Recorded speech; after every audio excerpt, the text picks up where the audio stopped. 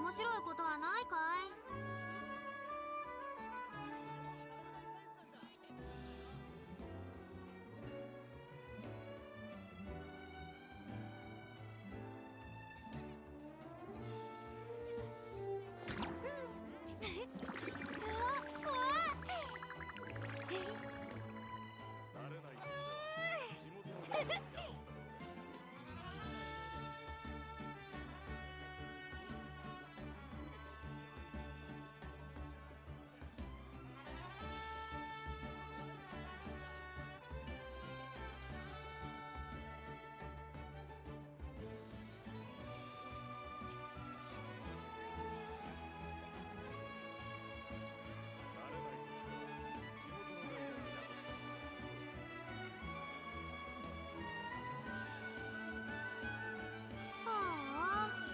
すぎるのも悩ましいものだね。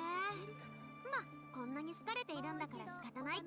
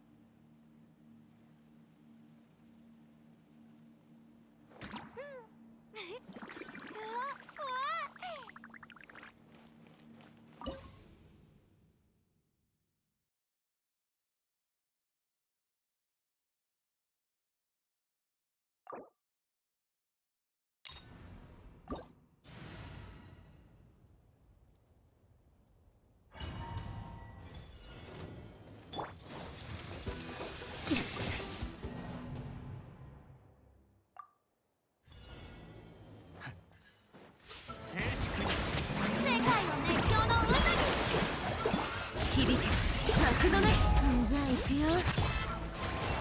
そこだ。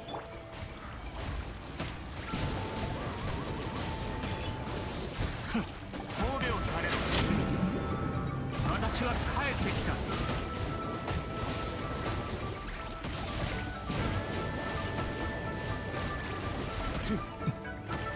騒ぐな。歌え、僕の名のもとに。わけ山の地。借りなく時風の重み高き私は下げず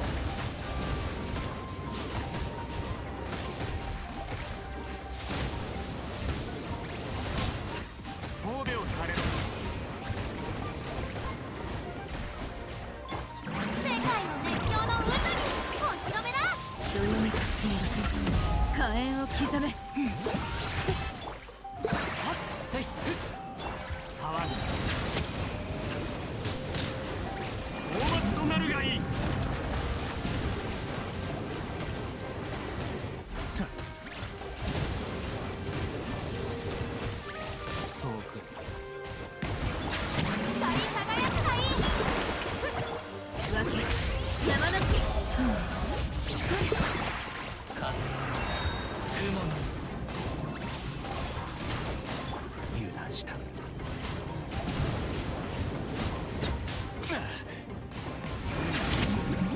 私は帰ってきた。いや歌え、僕の名のもとにトークをした。どよめく神学火炎を刻め。前聖書討伐となるがいい。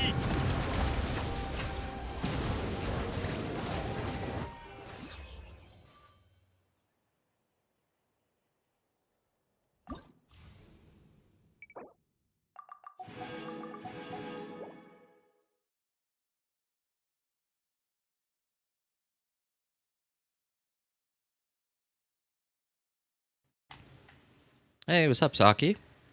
Broken support. Join the game better than Dia. Gets no, huh?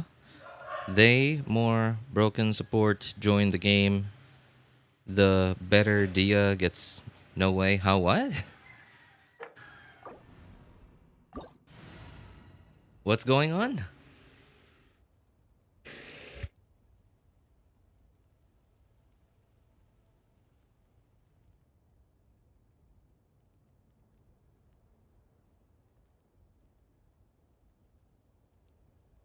Normal attack and elemental skill.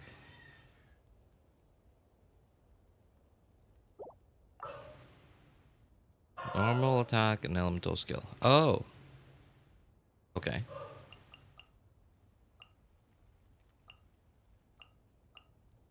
No, no, not you. Yes. I think so. I think that should work. Hey, what's up, Marco? Good to see you, man. Dia getting better because of broken supports. Oh yeah, yeah, that's true. That's true.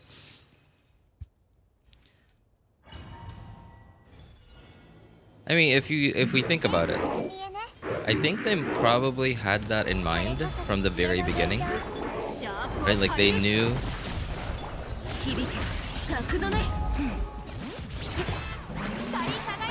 They knew how broken the supports would be in the future, and like how that, you know, like the incredibly broken supports that would come in the future were so good that they could even bring up, they could even carry a character like Dia.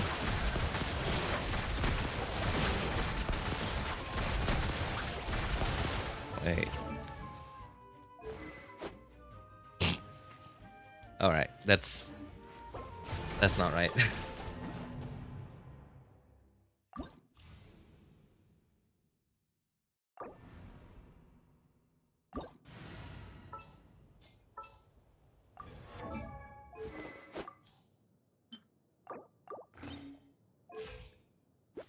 Yeah, that they could even carry a support like Dia. They probably knew that, okay, we're gonna put her at this level because we know that the supports that we're releasing, this support, this support, this support in the future is gonna bring her up to this level.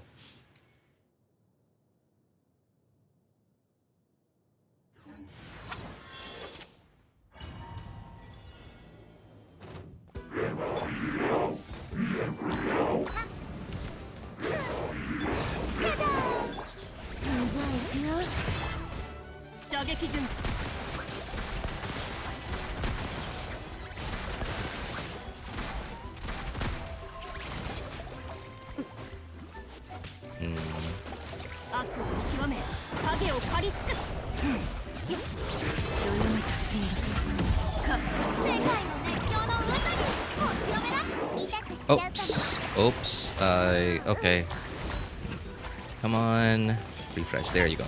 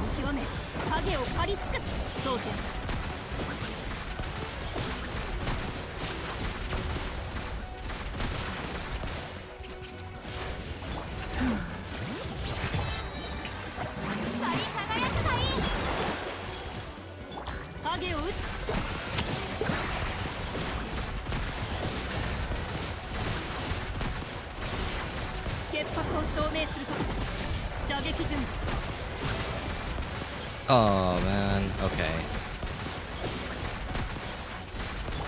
じゃあ行くよ。覚えたわよ。世界の熱狂の渦に遠くを影を打つ。 I don't know if we can do this. Oh wow, just barely. Does Bennett go well with Hutao? Because you need her on below 50%, right? But my Bennett heals a lot. No. Bennett does not, or Hutao does not need Bennett. Yeah, they don't actually go well together. And yes, you're right. She needs, you need Hutao to, well, not necessarily need, but you get 33. Here's what you're losing if you're not below 50% HP on Hutao. 33% pyro damage. Just for free. Just by being below 50% HP on Hutao.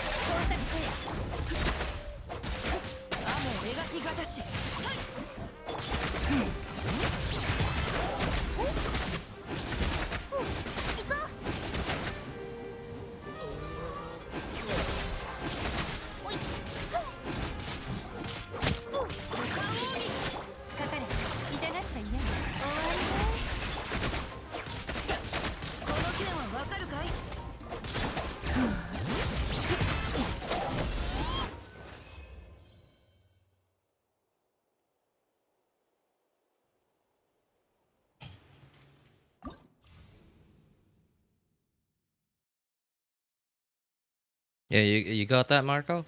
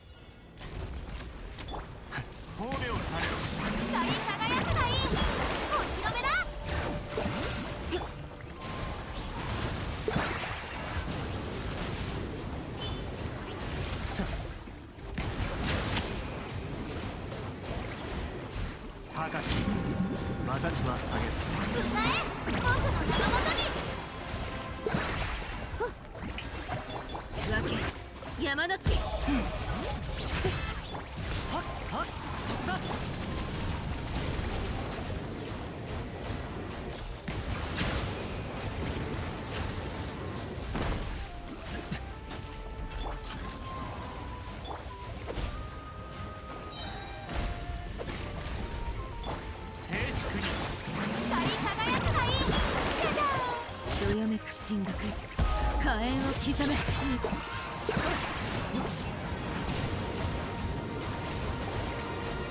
大松となるがいい。風騒ぐ。世界の熱狂の渦にお披露目わけ山の地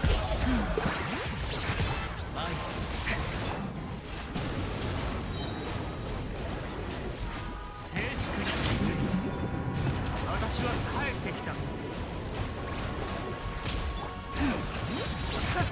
みち散らまく惜しみ。歌え僕の名のもとにトークを褒美をされる。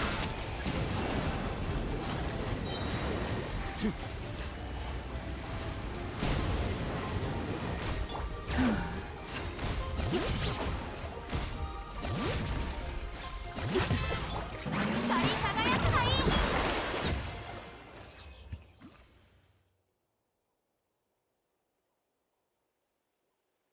Hey, what's up, Jamie? Yeah, just like Jamie Boy said, the synergy is off. Yeah, because like they're doing opposite things that you want. You want, of course, you want to get that free 33% pyro damage bonus. So you wanna go below 50% HP on Hutao, but Bennett is preventing that from happening.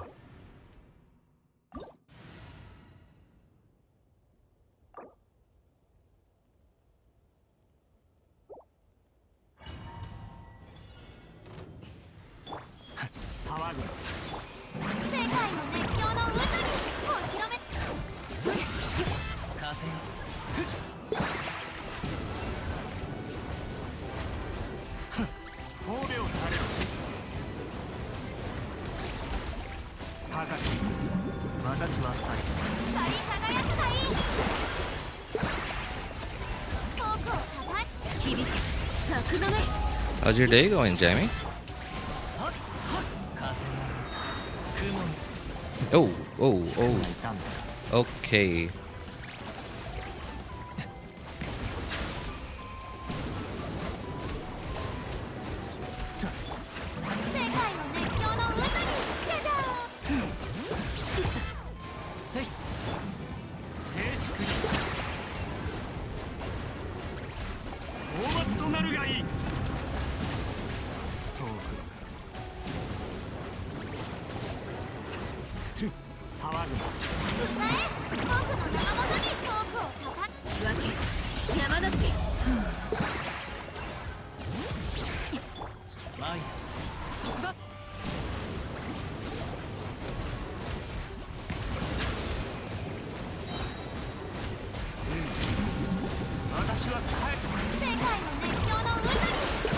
Oh, darn it. I was banking on the fact that I could just iframe my way through it.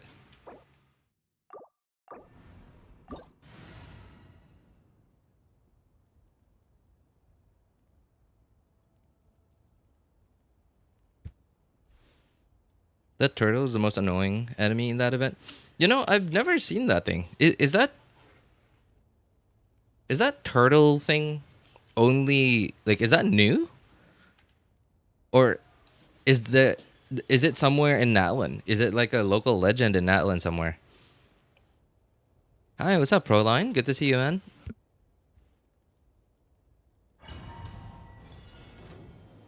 Oops, that's not Nivelette.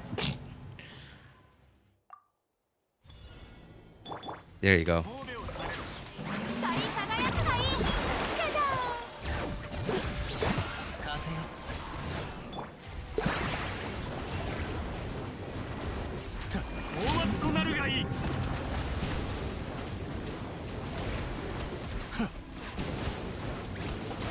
I'm not quite sure how this guy's shield works. Is it like another is it an application check?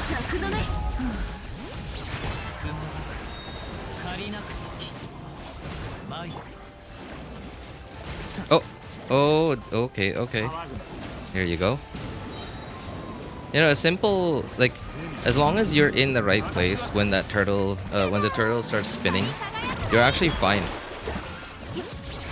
You just have to keep going around it, like in like this, and it'll just kind of, yeah. Okay, here, I was not in a good position. Like here, see, it can't actually come near you as long as you're in the right position.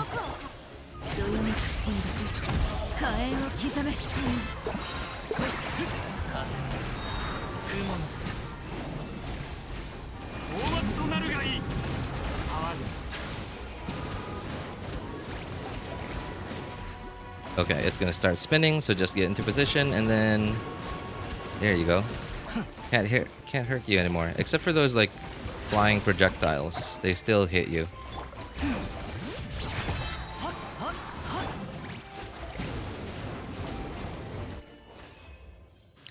When I saw the icon in the event, like I saw this, I was like, what is that thing? Because it kind of looks like the big underwater, I don't even know what kind of animal it was in Fontaine. Like one of the local legends that was where you needed the squid powers to take care of it. And I was like, I don't think this is gonna be an underwater fight. And then I saw it was a turtle. I was like, what is this? Is that a local legend somewhere in Fontaine?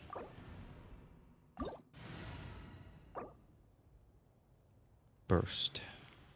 Oh. Wait, what? Multiple bursts. Okay, perfect. Fine. We're good. Okay.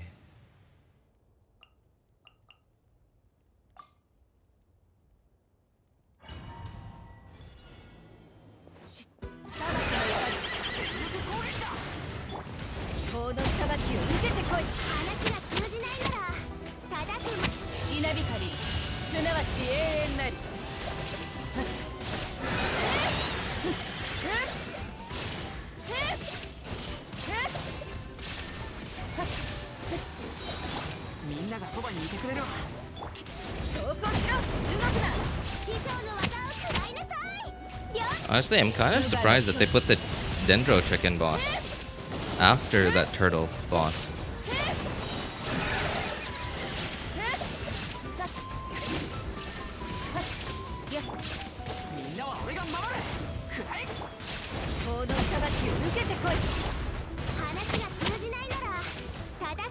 This thing's way easier than that turtle boss.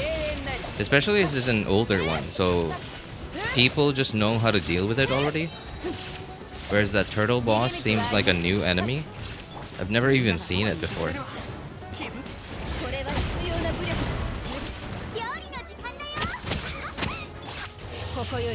Although this seems to be way tankier.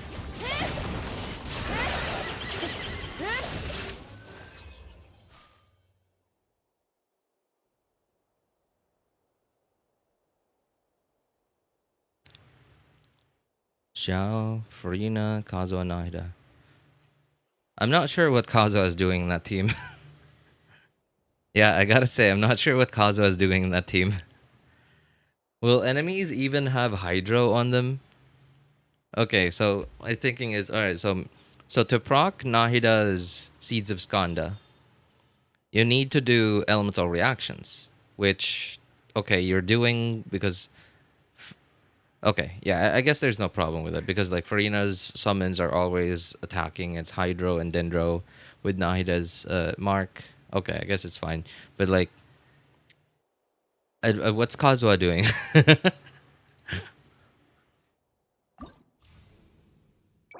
I'm not sure what Kazuha is doing in that team.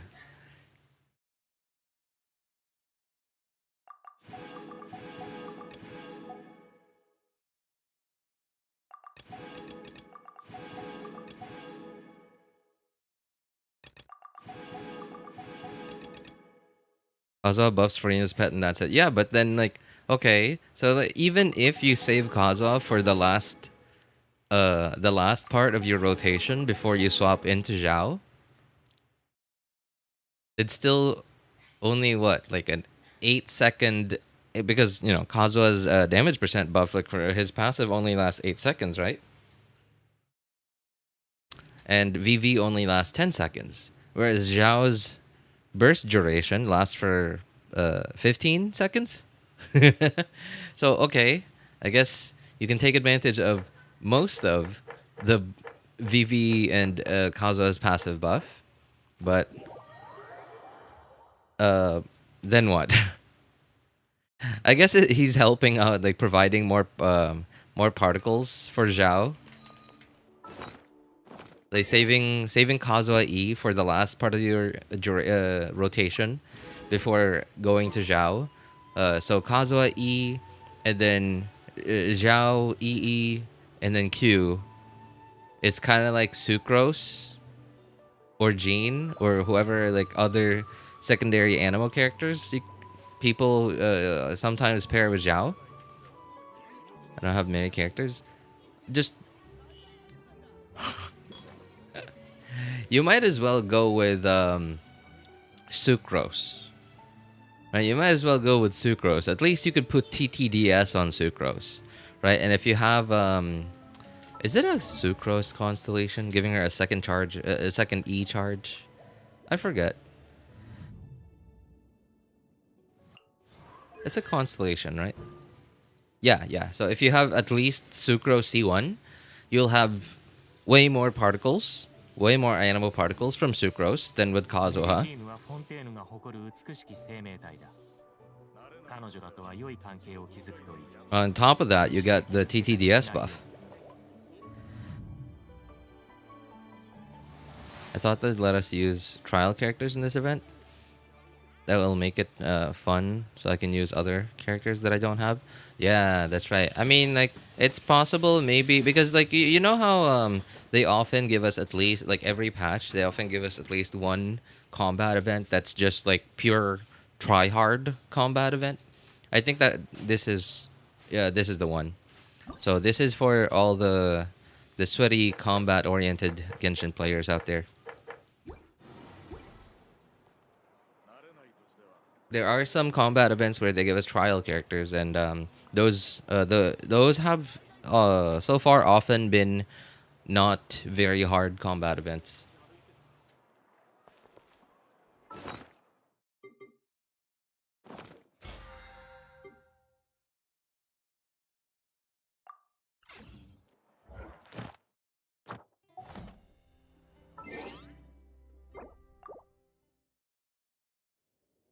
I like combat events that let us use trial characters. Yeah, but those are usually the combat events that give us trial characters are the combat events that are a little bit easier. Because this one, especially like the hardest difficulty, there's no way trial character builds would have been good enough to fight against the enemies that they gave us.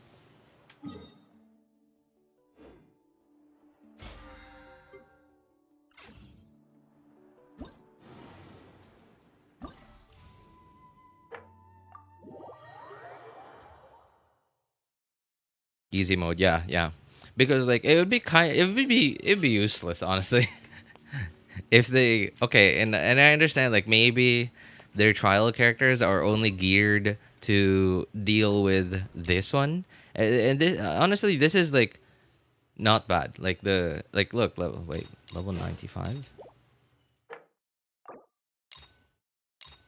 What? Wait. Oh, I just realized this. The enemy levels in this event are actually different. So I'm not sure what they base it off of, whether it's adventure rank or world level. But on my Asia account, which is AR45, and the highest level character there is, I believe, 80? Yeah, 80 out of 80. The desperate difficulty only has enemy levels at 75.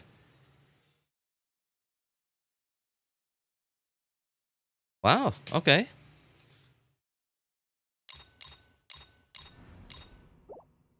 All right, that's actually surprising. Yeah, because like you really only need the what is it? Oh jeez, how do we read that?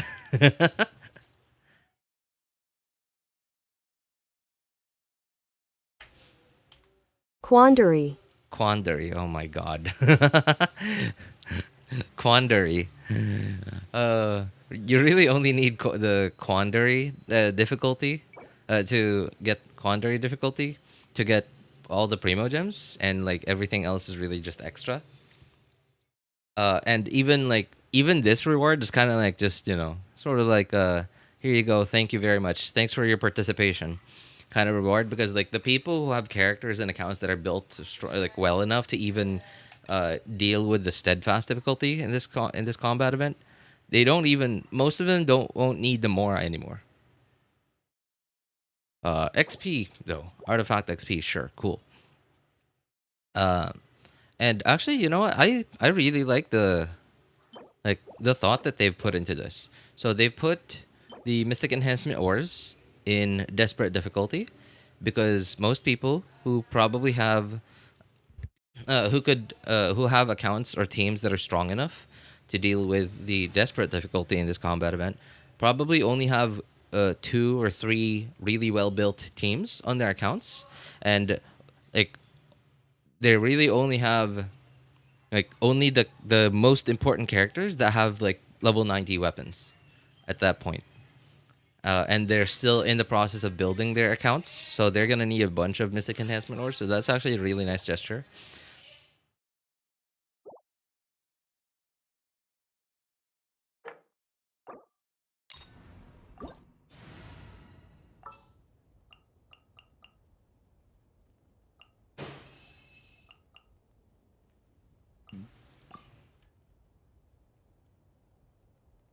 You know, I still feel bad for my friend's account, man. Like my friend, the whale account, my friend's whale account.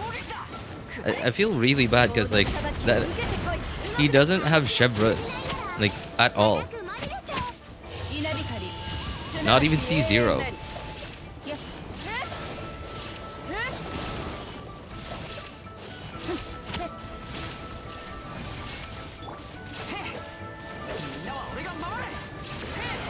Oh, I was not paying attention to that.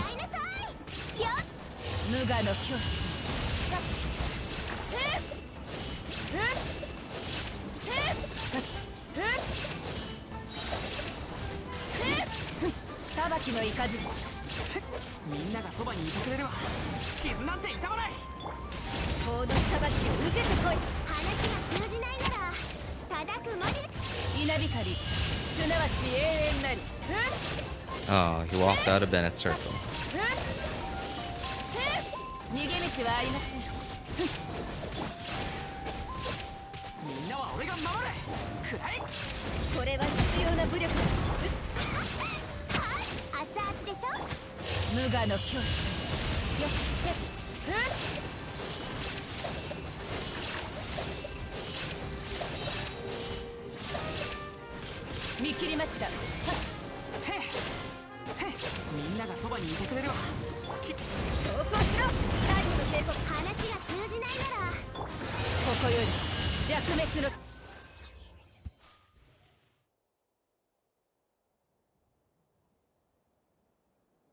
Is it C0 Raiden? No.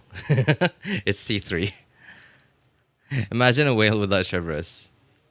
It's a reality. I know, right? I was I remember finding out about it a couple of months ago. I think it was Abyss. I forgot. I was trying to do something combat. I don't remember what it was. So it was something combat where I could actually pick my team, so not Imaginarium Theater. So either Abyss or a try hard combat event. And I spent like 3 minutes looking for Chevrus. And then it dawned on me. Oh yeah. He already had Raiden C3 way before Chevrus came out. And from what I remember, Chevrus was released on a Raiden Shogun rerun banner. It was during Fontaine. It was towards the end of Fontaine. It was a Raiden Shogun rerun banner. And of course, I forgot who the other 5-star was, but I remember thinking, oh yeah, that's right. He didn't want that 5-star. I think it was Navia. I don't remember. That's awfully low damage for a C3 Raiden. I don't know. Yeah, I was kind of wondering that myself. I think that the Dendro Tricked, like in the combat event, had like extra resistance. I don't know. I was kind of wondering because I remember my Raiden doing like 100, somewhere between like 90 to 100 plus K, like per hit of like my charged attack in the infused mode already in her burst form, in the Chevreuse team, and in that event, I don't know. It felt like it wasn't hitting as hard as it usually did.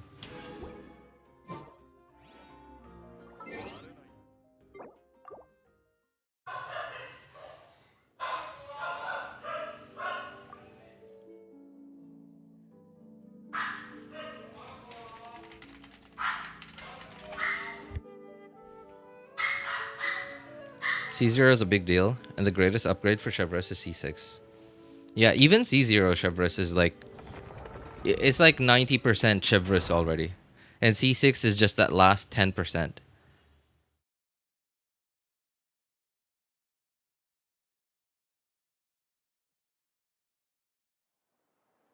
Hey, what's up, Aoi? I'm good, man. Thanks for asking. How about you?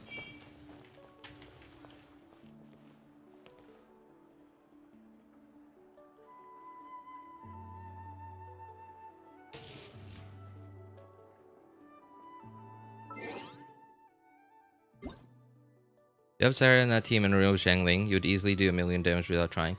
Yeah, but I'm not trying to do a quote-unquote, I'm doing air quotes by the way, Raiden Shogun showcase. AKA damage per screenshot run.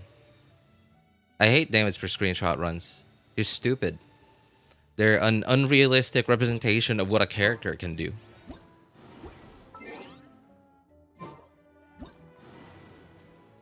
I want more DPS because I'm trying to finish a combat event as quickly as I can and as easily as I can.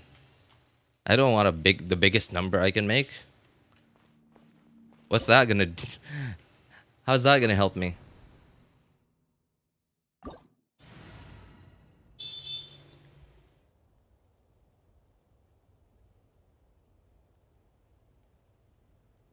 Eula can do 5,000,000 damage, but what's Eula 5,000,000 damage gonna do if an enemy, if the enemy I'm fighting has 5.1 million HP? Right? So I'm gonna spend another 30 seconds trying to get energy on everyone just to get that last 100k HP? It just... Oh man.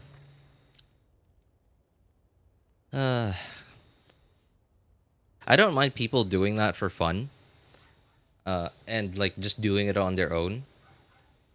Or like if they're, I don't know, like if they're with friends like at a LAN party or something and they're trying to do one they're trying to do all their they're trying to do one up over everyone else, over their buddies. But like crit fishing for like an hour with like 3% crit rate and like 300% crit damage. And crit fishing for an hour, 2 hours, and then recording it just to upload it to YouTube. I don't know, it's the dumbest thing I've ever encountered.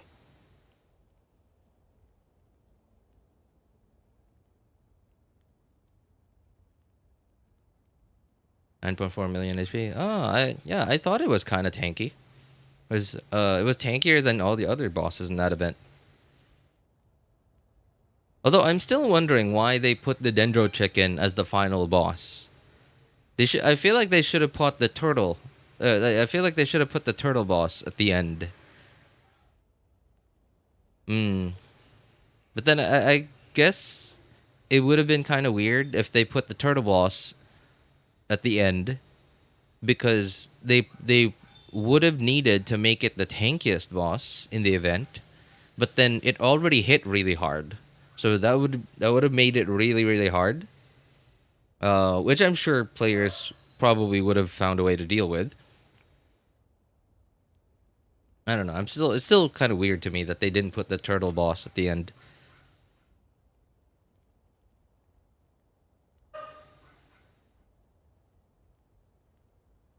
In translation, it's like a competition on how much high, how high your peak can reach. You mean how far? You mean? Yeah. That's true. That's true. Yeah, it's like a contest of whose peak can go the furthest. uh,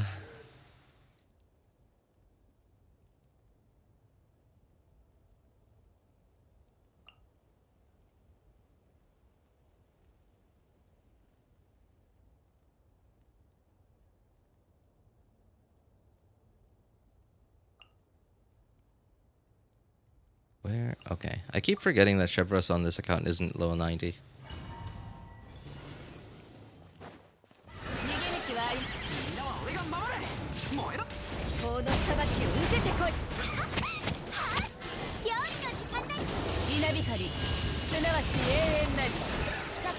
Okay, this is C0 Raiden. I feel like she's doing lower damage than usual. I don't know, like... Does anyone know whether this Dendro Chicken has higher resistances than usual?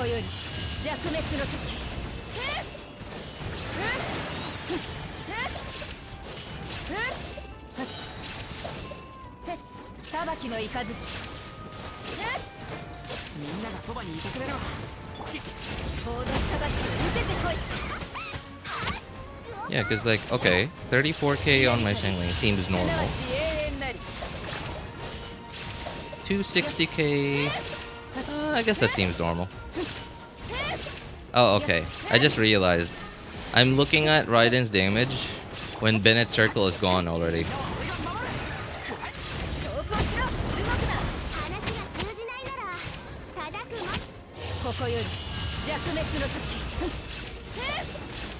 Mm, 50, 40-ish. Okay. Actually, that seems normal. Alright. I think I was just imagining things. I think this Dendro Chicken just has normal resistances.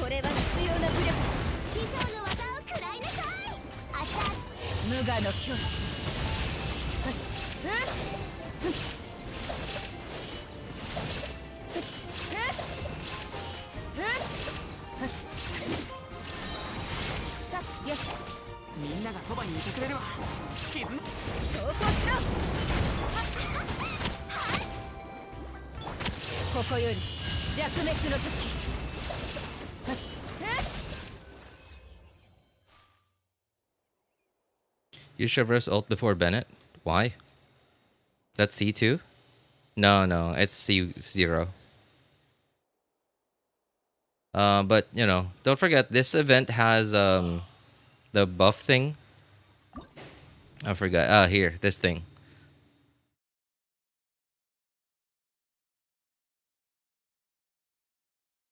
Yes, I have bonus buffs. It's not a good representation of what your experience would be like in Spiral Abyss without cards.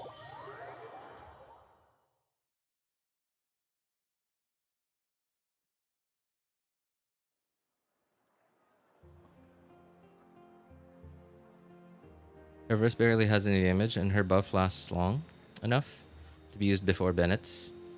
I guess you're right.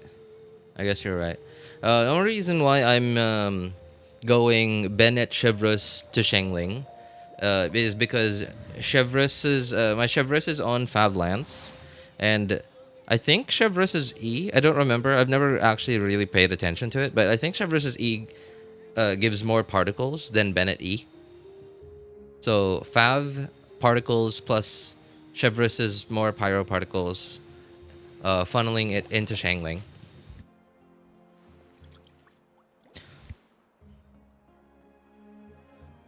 Yeah, and that's the main reason why I go Bennett, Chevreuse into Xiangling. I don't mind the damage loss on Raiden.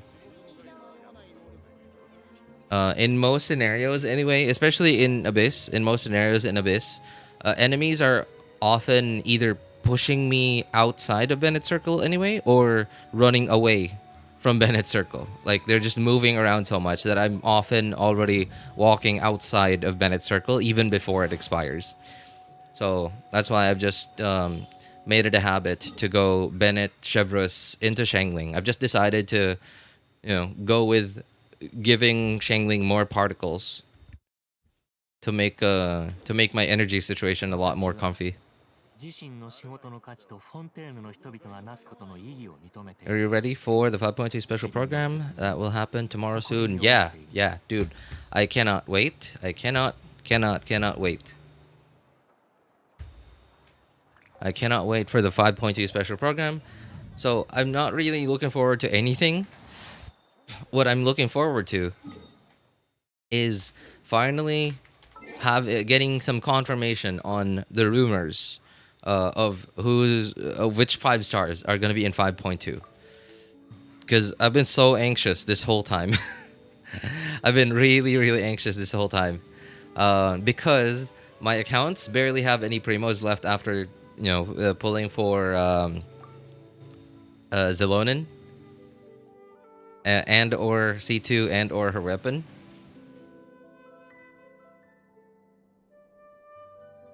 And there are a bunch of things that I'd like to save up for.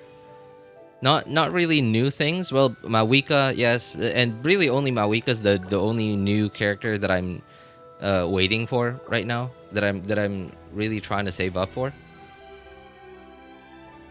But older characters, so Nivellet C1, just I don't even care about the higher damage. I just want the resistance interruption. Not having resistance interruption without a shielder is just getting annoying.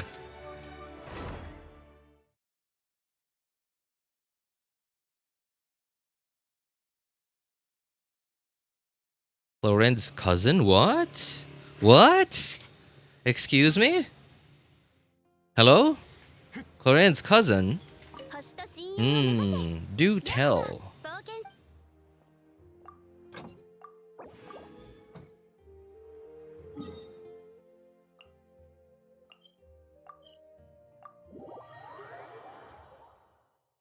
Ayaka mindset is greater than Eula mindset. What?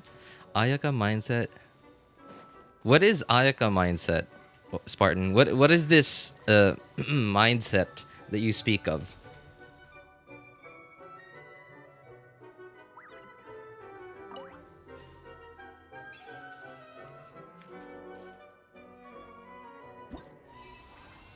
Do we know who is in 5.2 yet? There are lots of rumors, and so far the steady rumors, the rumors that have been going steady for the last maybe 1 or 2 weeks now, have been Chasca, Linny, and Nivellet Zhongli. So those rumors seem to have gone steady for the last 1 or 2 weeks now.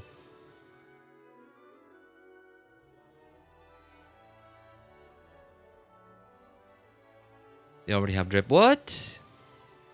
Wait. When? I was just on Genshin's Twitter account when before I started.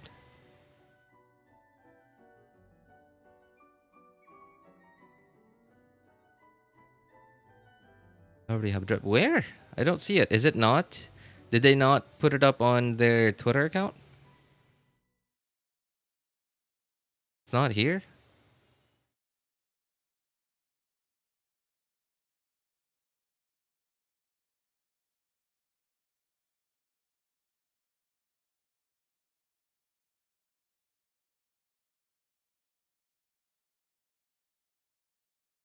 No, I don't see anything. I'm scrolling all the way back to like October 21 already, and I don't see any drip marketing for new characters.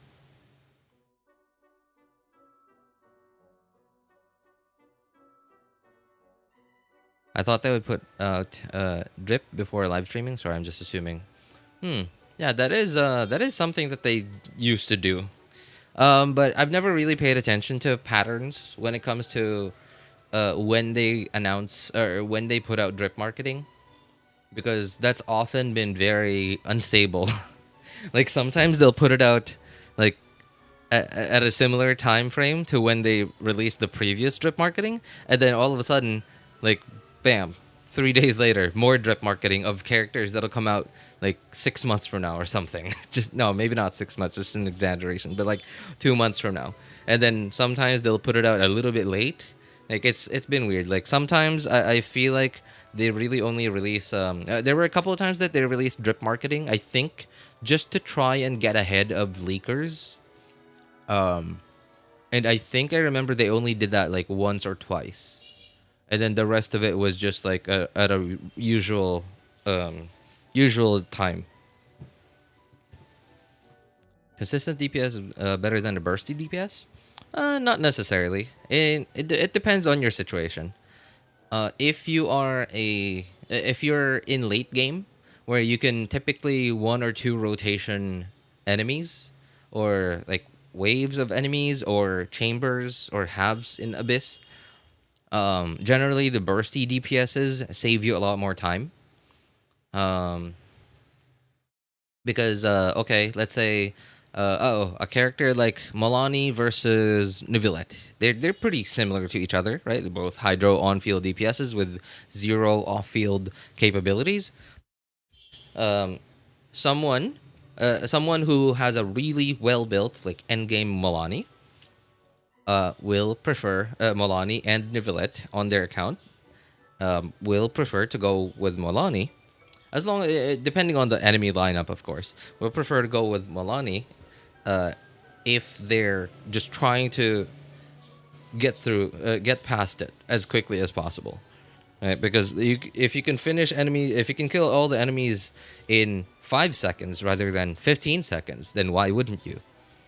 Right? But if your account is not like endgame, if it's still just barely built, like they're built, you have built characters, you have a somewhat built Milani and a somewhat built Neuvillette, it'll be a lot easier to it'll be a lot easier, not, I wouldn't say easier, more comfortable, a lot more comfortable to go with Neuvillette in that regard, because if you're gonna be if you're gonna go with a bursty DPS like Milani, for example, and let's say you're on a young account, so your only off-field pyro applicator is Xiangling, who needs a lot of energy recharge, and of course your young account only has Xiangling with like 170 energy recharge, right? And you just so happen to time getting Xiangling's getting Xiangling to full energy right before the last enemy in that chamber dies. So, are you gonna save your burst on Xiangling for the next chamber, or and waste another like 20 or 30 seconds in that chamber by not bursting on Xiangling, and thereby making your next chamber a lot more cringe because Xiangling has no energy? All right, so it depends on your account situation. I think for endgame people, bursty DPSs save you a lot more time, whereas consistent DPSs are a lot more comfy for not endgame players.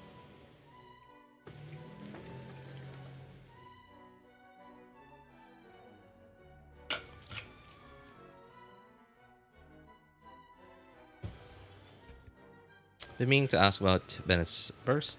Does it heal or anything? Yes, it heals and it gives you an attack buff.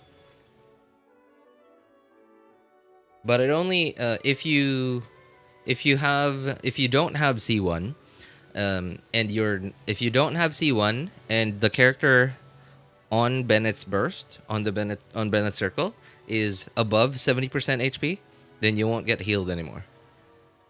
Or no, I'm an idiot. No, actually, you know what? Never mind. Ignore the C1. Ignore the C1 talk. No, if your HP is above 70% HP, then you won't get healed.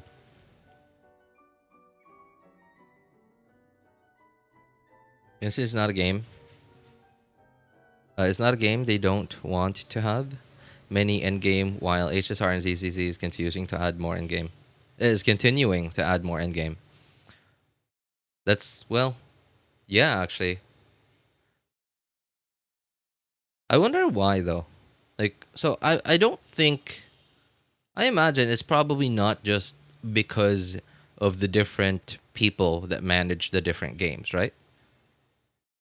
So, what's the difference between ZZZ, HSR, and Genshin? So, Genshin's endgame seems to be just character collection. And the game in Genshin, sorry, like all the content where you can use your characters in the game in Genshin, like Imaginarium Theater, Spiral Abyss, combat events, and all those other stuff, seem to be just a way for them to make you feel good about your purchase. Right? We'll call it a purchase, right? About your decision to pull for this character. That's sort of how I see it.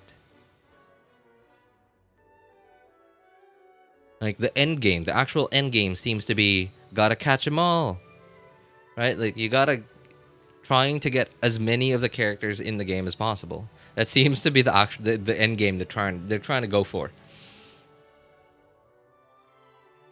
Yeah, and like everything, like the game itself is just seems to be designed to make you feel good about your decision to go for that character.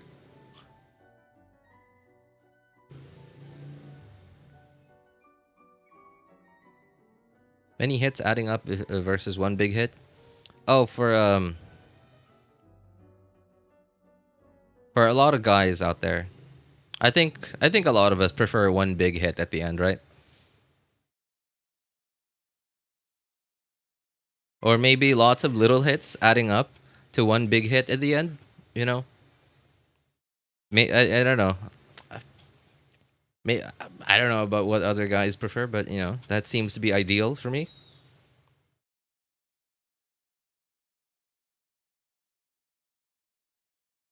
Asking yes, the Honkai Star Rail physical edition, the Trailblazer edition, will have a disc for the PS5 next year. By the way, you know that okay. So this physical copy, like the disc thing for, hey, isn't that a good thing? So games nowadays, these massive like 100 GB games that we have nowadays, wouldn't it be a good thing for these games to be on a disc instead of on our drives? I don't know if that would that work? How would that work? If it's an online game, right? Like can an online game can a game on a disc connect to an online server? Like is that I don't know. Like I have development experience, but like I'm not a programmer, and I can't think of a single online game that's on a disc.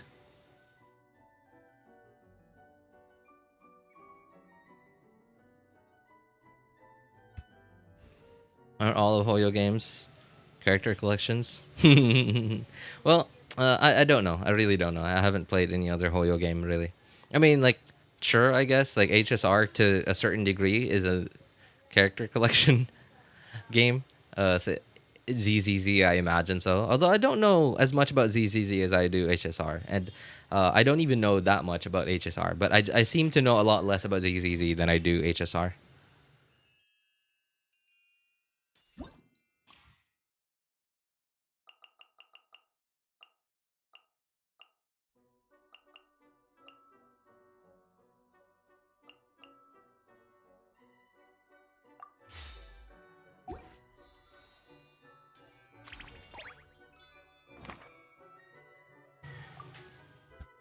By the way, I'm on my Whale Friends account.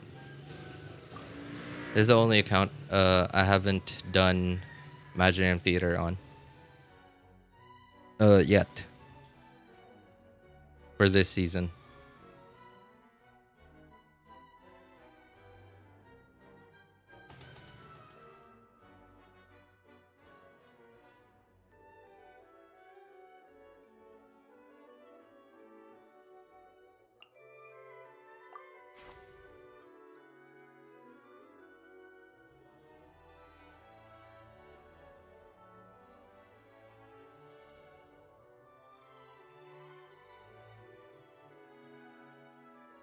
Linny.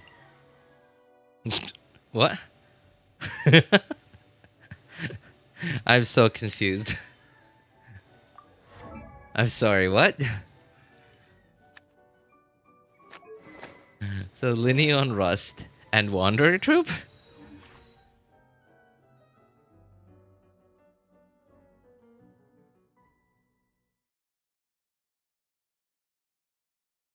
I don't get it.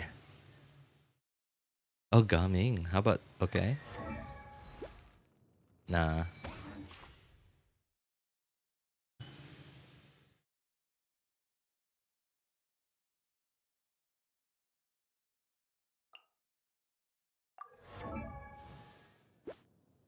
Wow, that's a Kinich.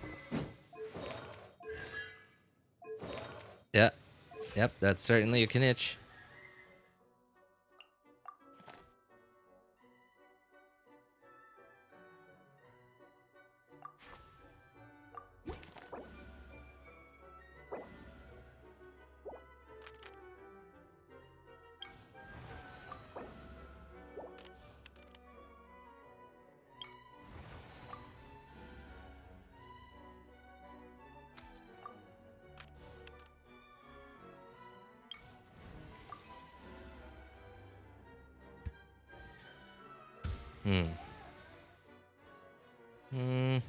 Yeah, okay. 俺に任せてくれ。公務に私情は挟まない。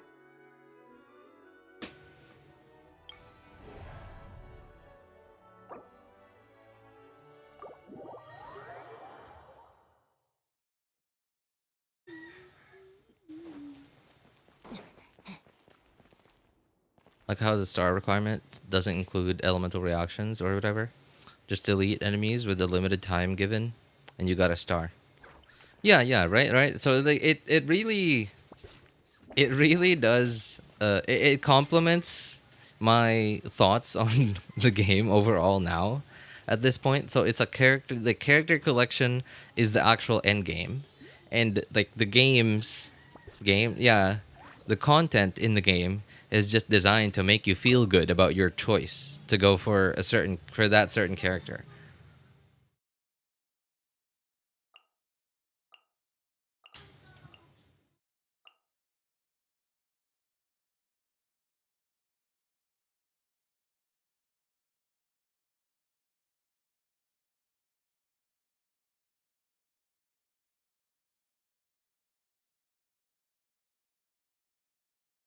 First time it was released, the star requirements were about elemental reactions. I don't... Sounds familiar, but I don't actually remember. I never really paid attention to it.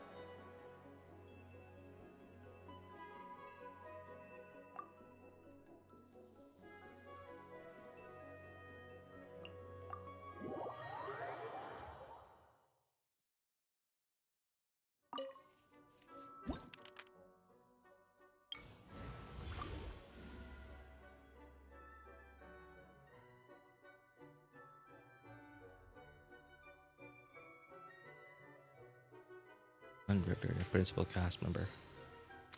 Cool.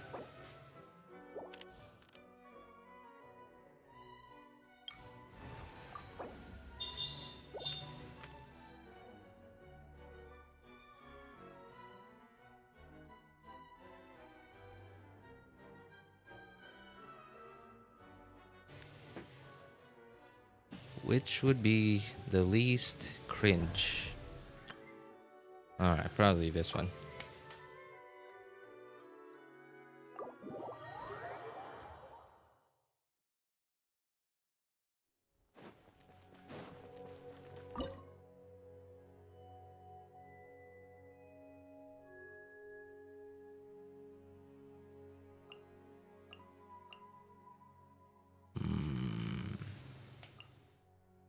Yeah.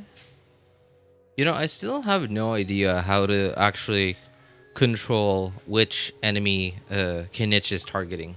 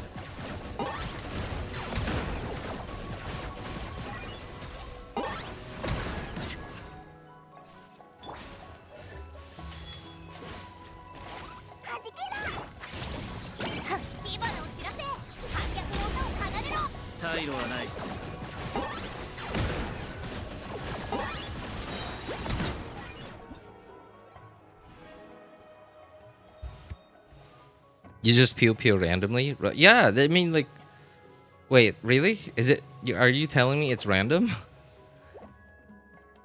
So it's like fully random? Like we have no choice? There's no way to control it? Looks like Dori was more supporting that team. Yeah. I couldn't think of a way Dori could help at all. So I just decided not to swap into her.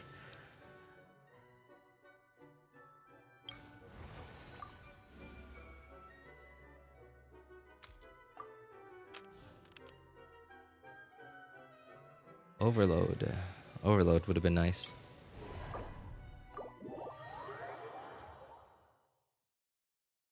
No, it's not. I'm just kidding. Kinich still attacks. Who's the closest to him, I think?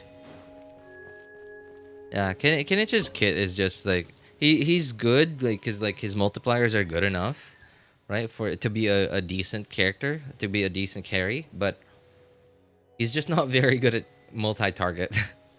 He's a very single target character.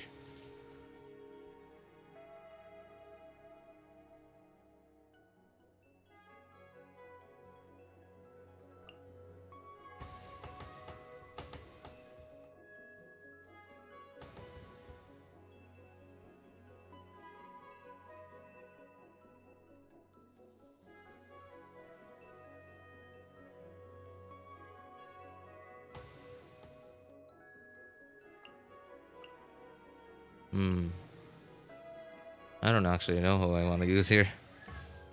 Yeah, I guess it's fine. Oh, wait. Gotta get rid of this. Well, nah. Yeah, okay. Got plenty of vigor.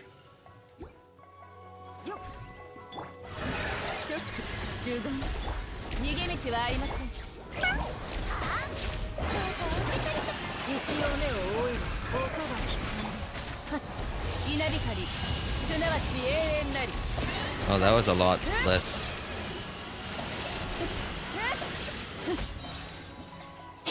Okay, well, that was a lot less work than I thought it would be. Alitham just throws a bunch of grass knives. Oh, you'd be shocked at how scary that is. Like, I'm just trying to imagine right now. Like, imagine going to the park and just seeing a bunch of grass knives fly at you at the speed of sound. Would that not be the scariest thing you've ever seen?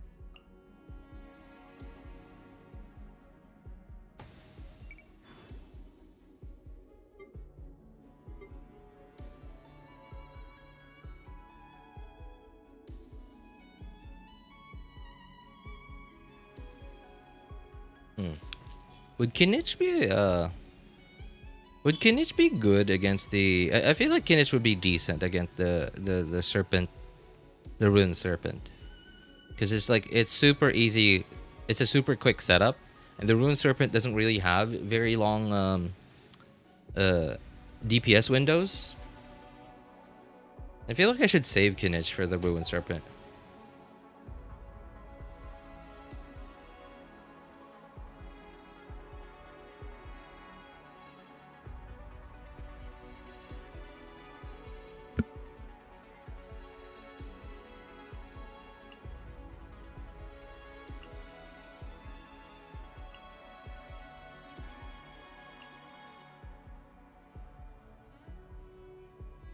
Yeah, whatever.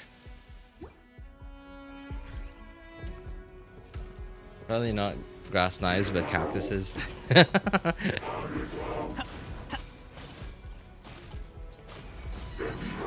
Hey, yo. Please come here. Okay. Come on.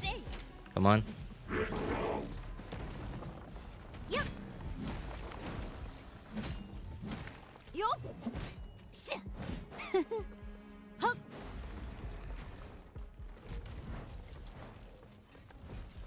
What? Darn it. 薬も毒になり得ます。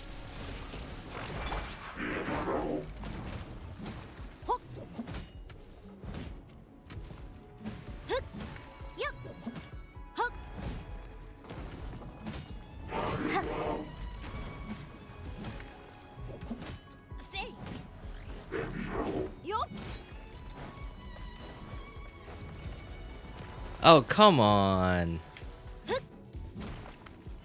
Okay. How about something that attacks faster?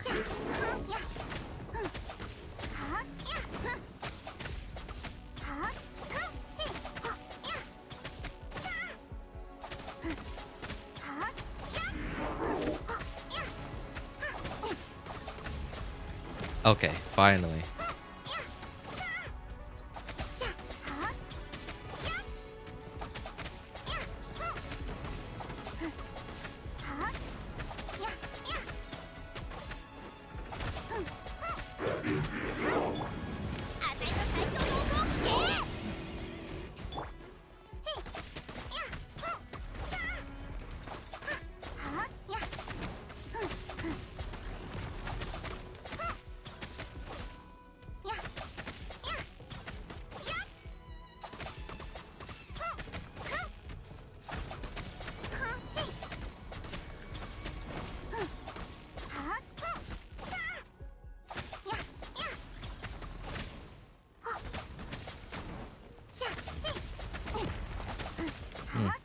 I can see why people used physical fischl way back then.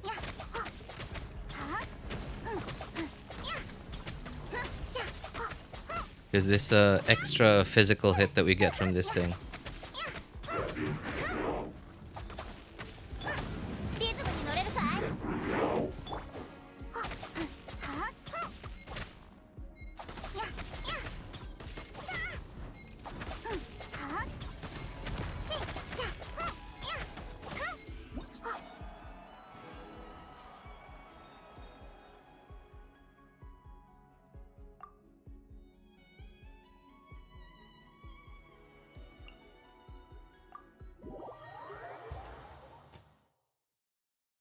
This stage is about cheesing.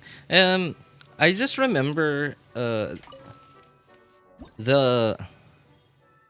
tactic there of just keeping the enemies distracted on me instead of trying to kill them as quickly as I can. It just came to me naturally. Like I didn't even have to think about it because this really old game that I used to play called Rakion had similar. So most of the content in Rakion was either PvP. So the only form of PvE over there was either like complete the stage and dude, okay, oh my god. I just remembered, man. To this day there's content in Rakion, right? By the way, like what 20 plus year old video game that I think is still more fun than any of Genshin's content. So Genshin is, there's no PvP, right? It's just purely PvE. In Rakion, the only form of PvE we had there was called stages. And the problem with stages over there was like once you completed it and got the max rewards for it, that's it. Like no matter how many times, like you get no rewards from it at all. No matter how many times you do it over and over again, like it wasn't farmable content. It was meant to be only a one-time thing, but boy, was it fun! Like there were mazes, there was so you had to go from room to room. You had to go from room to room and kill enemies there, and like by the and you had to complete like to defeat all the enemies in that stage and in all the chambers and all the rooms at a certain time. And like if you finish it at let's say in less than 3 minutes, then you get S rank. If you finish it in less than 4 minutes, you get A rank. In 4.5 minutes, less than 4.5 minutes, you get B rank and C rank and D rank, etc. And anyone who remembers Rakion are uncles now, aka me. aka me. Yeah, dude, I took that game really seriously. I have an account in that game that's worth no, my first account I think was worth $200-ish. That was the only game I ever spent money on, like real money on. Wait, I might have spent money on other games too. Oh, I guess I did buy this other mobile game called Stickman something. It was a Stickman fighting game. It was a mobile game. It was just $2.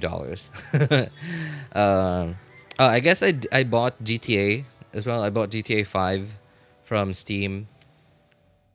And I spent... How much did I spend? Oh, $20. Yeah.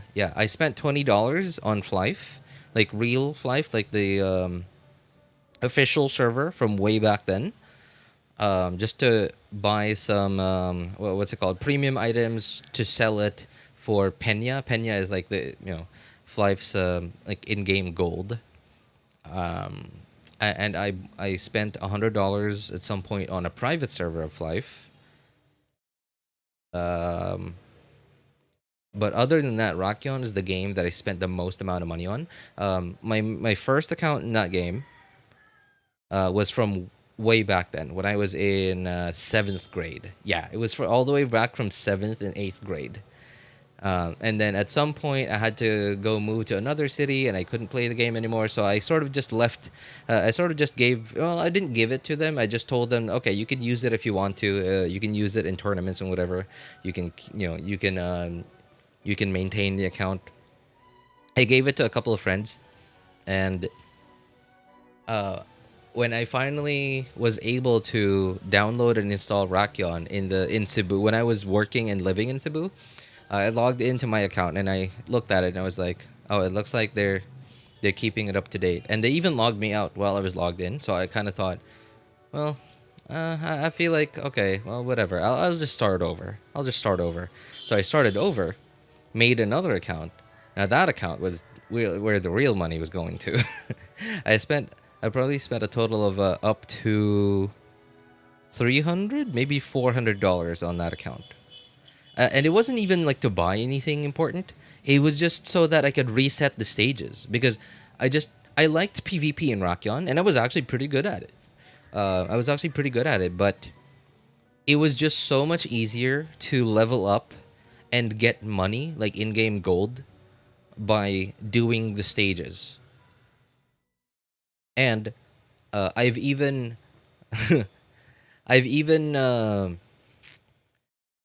I did it so many times that I eventually came up with like my own, like, I've memorized like all the stages that I needed to do, and exactly how to S rank. And not all of them, but most of them. Some of them were just impossible, because like some of them, like you really needed to do it in co-op. Like for example, you would have to defend like 2 places at once, at the same time.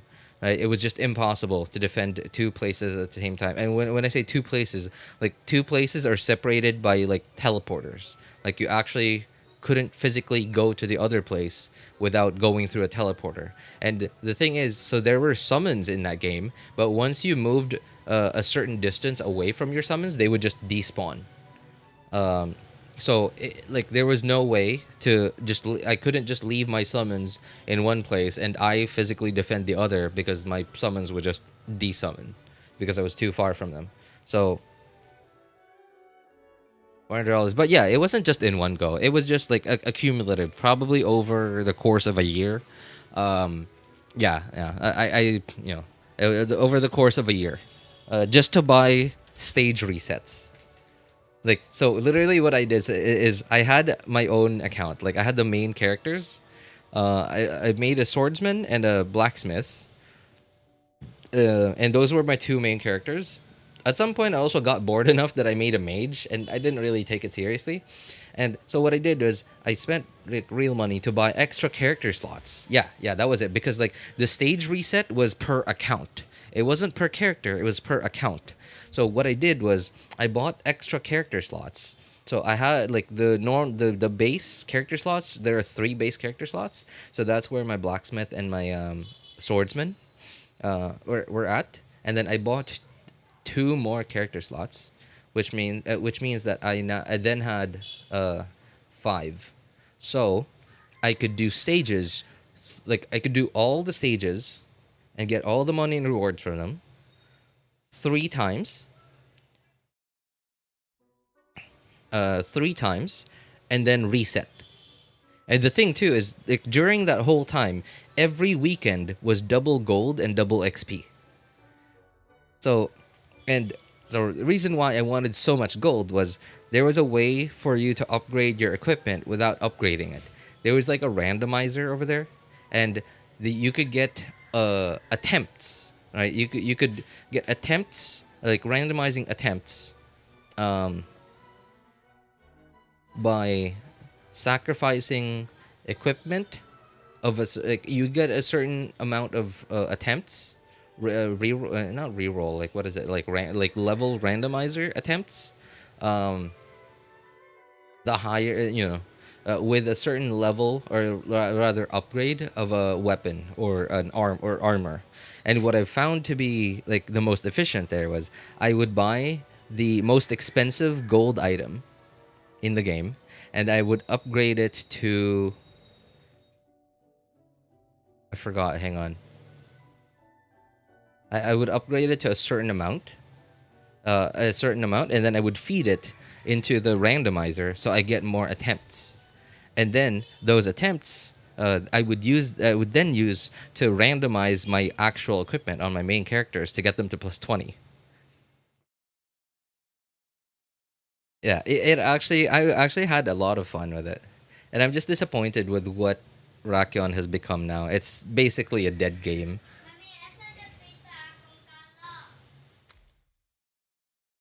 It's basically a dead game at this point.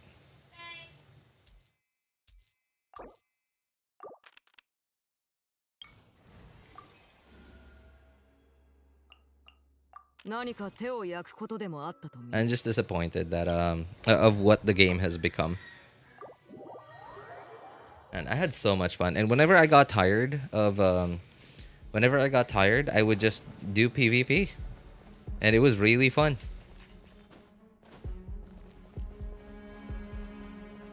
I remember I bought enough stuff in the game to reset sometimes once or twice over the weekend. Yeah, and then I would go through all the stages on all the 3 extra characters. Oh, wait a moment. No. Wait, what did I do? Hang on.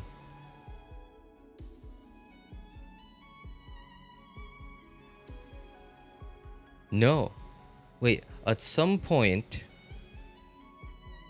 Yeah, okay. I remember I did that. I did the reset stages for some time, and then at some point I just spent money on buying extra character slots. But eventually I stopped buying stage resets, and then what I ended up happening was, what I ended up doing was, at some point I realized that I just make 3 brand new characters for, in my 3 extra character slots, and then I would start doing all the stages with them. After I would take them as far as they could, and then I would delete them. Yeah, okay. Oh man, it's coming back to me now. But in Rakion, you weren't allowed to delete a character. You were only allowed to delete a character 7 days after you created it. So once I created it, I would do all the stages on it. I create 3 characters, and then I do all the stages on them one by one until I do all of them. And then next weekend, I do it all over again. And then basically free gold.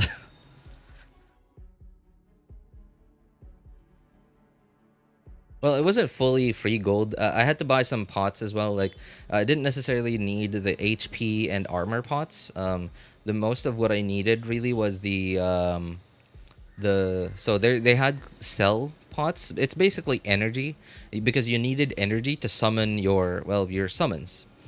And the summons were really what were carrying me in a lot of the stages, especially early on.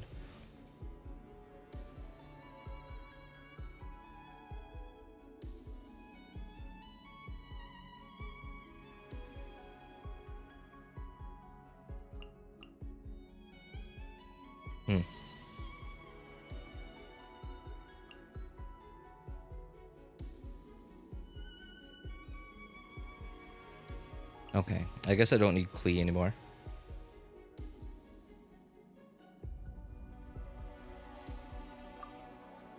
Characters are free and leveling up is grinding. Really different from a gacha game. Yeah, right? It was very different from a gacha game.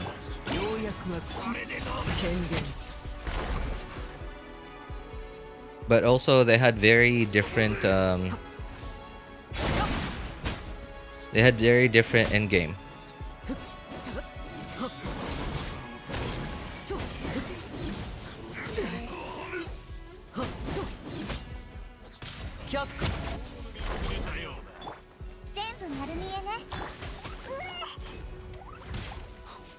Can I just throw my bomb, please? Thank you.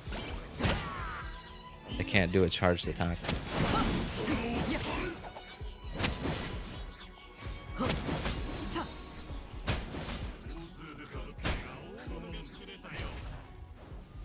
Oh, am I not supposed to get hit by that thing? 婦人寛大です。治療しないとな。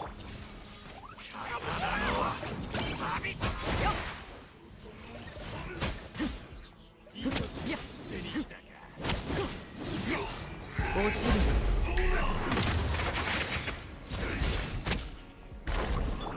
全部丸見えね。今回は俺が釣れたよ。お主のことの命を捨てに来た。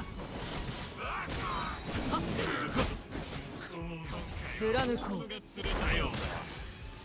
命の重みを知りなさい。薬も毒になる。そろそろ始めよう。こんな運命。Oh. 認めはしない。Okay.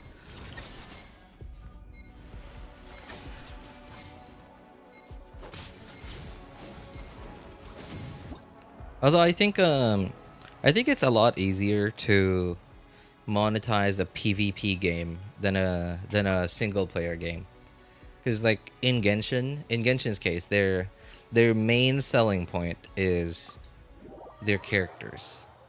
And it's a lot harder to convince people that your characters are good than it is to convince people that their characters aren't good enough because others are better than theirs. Right? Because that's typically the case in PvP. In PvP games, it's just a lot easier to, well, yeah, it's just a lot easier because everyone is one-upping each other.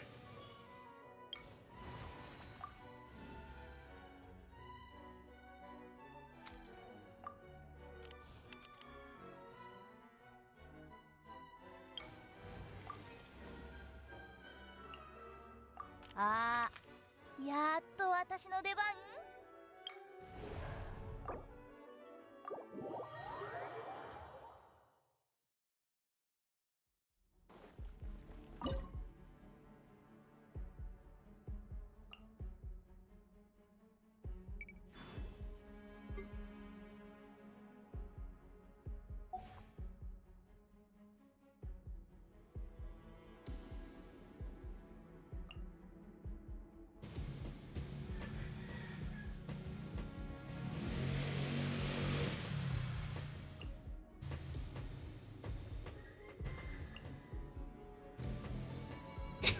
What is this?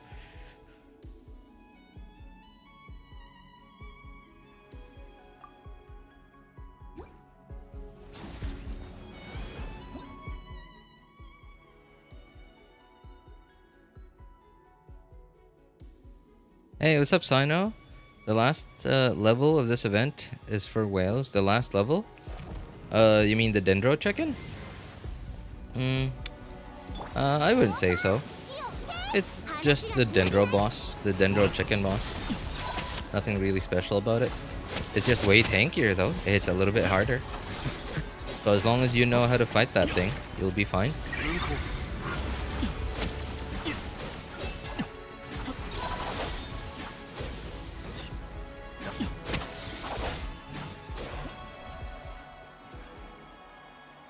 Hi, what's up, Gojo? How you doing, man?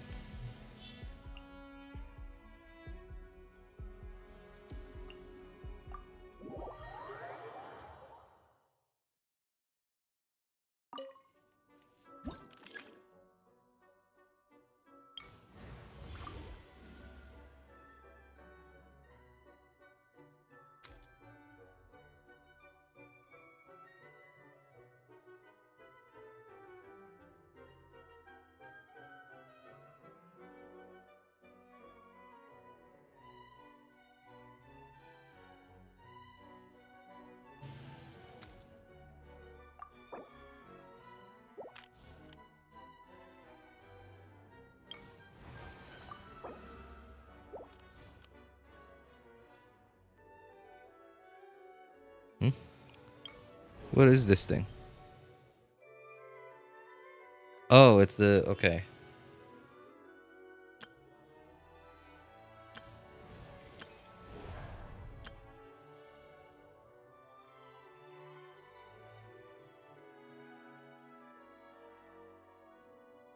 I think I might just go with these guys.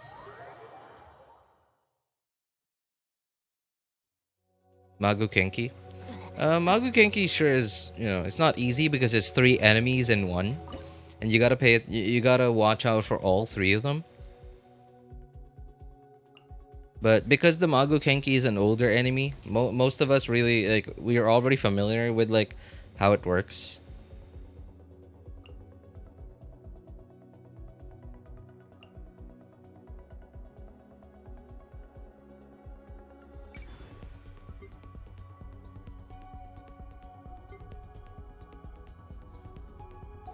Man, I'm running out of characters. I don't have a lot of characters left in me. Oh, that's awkward. I'm not... Oh... Wait, no. Okay. So, no. I'm gonna save you for later. Yeah. I think that's kinda okay. Only for Chasca, RJ? No, no. I was trying to join your Discord server, but it won't let me. Really? What does it say, Gojo?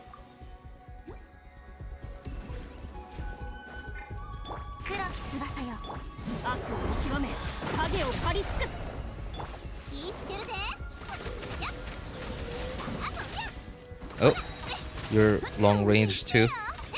Oh no, it's the other one.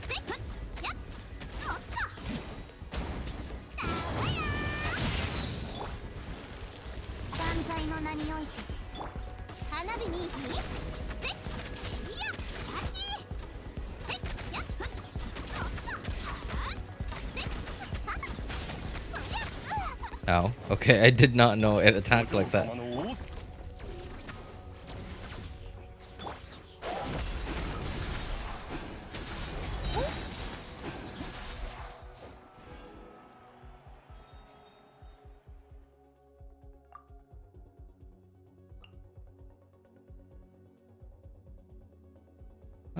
Yeah, sure.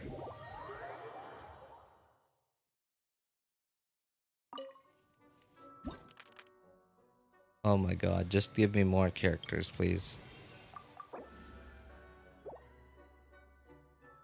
Oh, Bennett, okay. Finally got Bennett.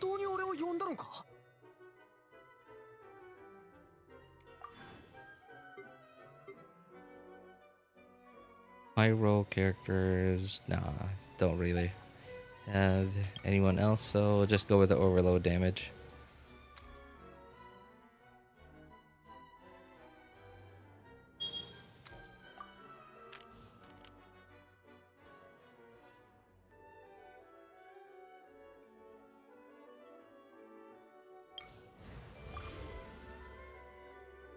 Pulling Chasca, hardcore. Have 380 wishes. Saved for a guaranteed C1. 220 crit damage, Obsidian Codex. R5 Natlan F2P bow. Let's hope she's lit. 380 wishes. How many copies of her are you planning to get, man?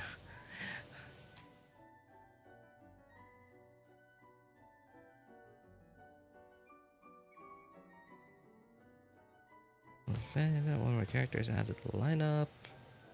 No more principal.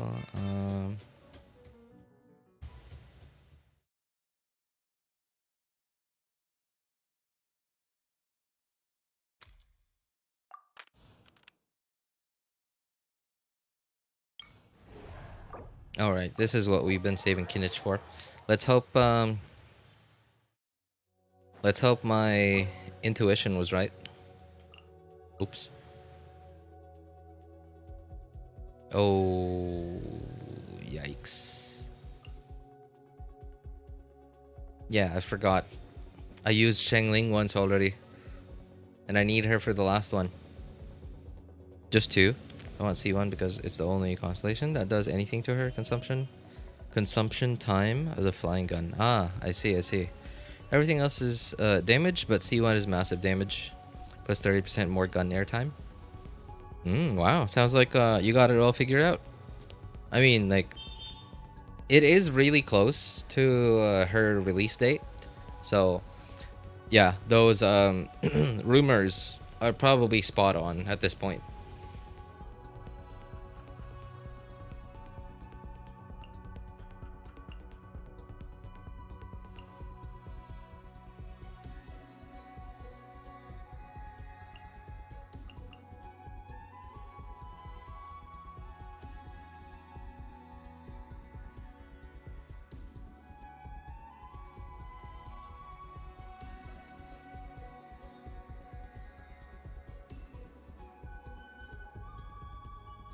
Still crushed. I missed Kazuha.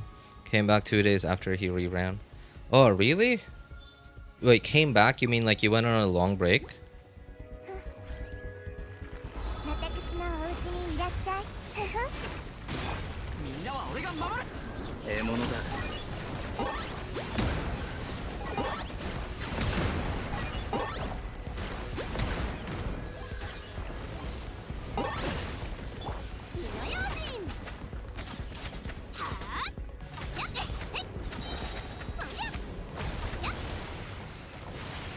I'm pressing Q.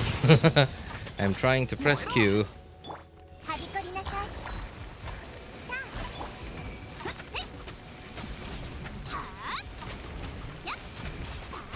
Can I just randomly hit those, please? Oh, it worked. Aha!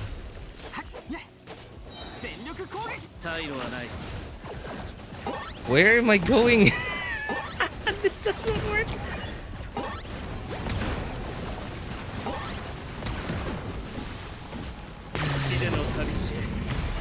Okay, that was so weird. Kinich doesn't work properly with the Ruined Serpent because, like, when he's downed, When he's downed, he won't even like Kinich can't even go around him.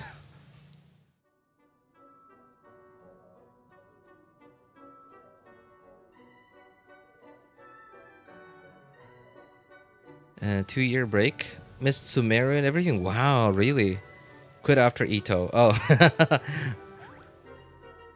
By any chance, does Ito have anything to do with why you quit? Map is gorgeous. Which one do you like so far? Which one do you like so far? Out of Rage that I missed Kazuha and Farina. I pulled Xilonen and her weapon for the boost that she does. What Kazuha does, just no grouping. Yeah.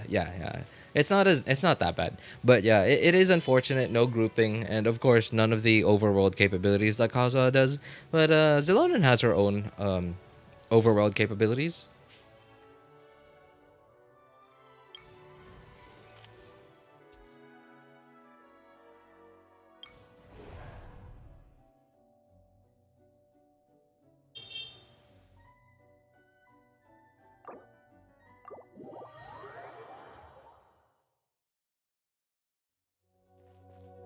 Ito is sexy. That's about it. I quit because I got addicted to Fortnite and League of Legends. Fortnite, of all games, dude.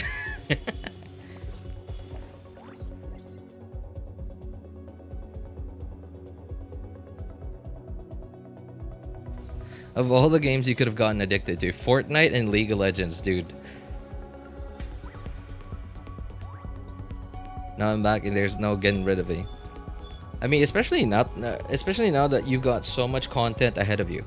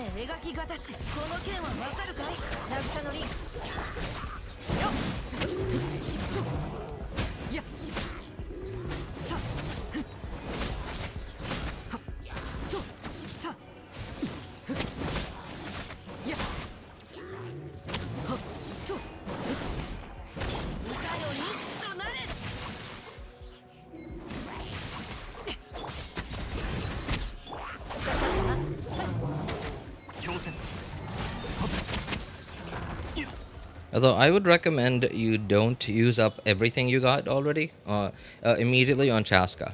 So I think, you know, like what you mentioned with Chasca C1, I think that's okay. Especially because rumors, right? Because remember, Archons so far have always come out on a 0.2 update, right? And the only Archon that has rumored to not come out on a 0.2 update was Mawika, and rumors so far have all said that she's coming out in 5.3, right? And you know, if you use up everything you have in 5.2, then you won't have anything left for Mawika.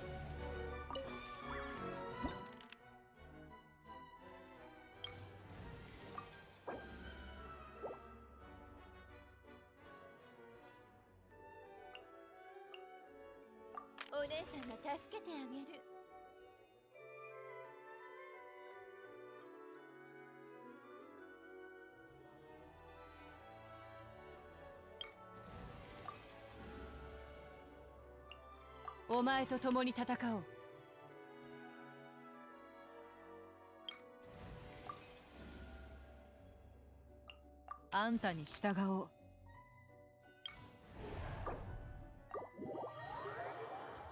Mavika's going to be amazing. I hope she enables burn. I'll save 160 wishes for a guaranteed Mavika. Good point. Yeah, because like, think about it. So far, all the Archons in Genshin have other characters that come out before them that have similar abilities, but sort of like a very like rudimentary version of their kit. Like, okay, Farina, for example, right? So Farina has like the whole the HP drain thing, right? And taking that and turning it into the damage percent. And we had something similar to that with the whole Bond of Life mechanic, right? And we obviously had other characters that have like Bond of Life, right? And who else?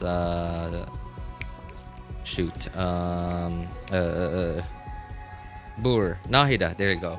Nahida, right? Not like Dendro MC, okay. And of course we had a bunch of other characters that had really good synergy with Nahida, and same with Chlorind, and same with Zhongli. Zhongli sort of just works with anyone. If you just need shielding, then Zhongli's your guy. Raiden Shogun as well. So if Chasca is gonna be great as a flying thing, right? Rumors are that Mavika also has her own flying thing. And how much you want to bet it's gonna be way better than a not Archon.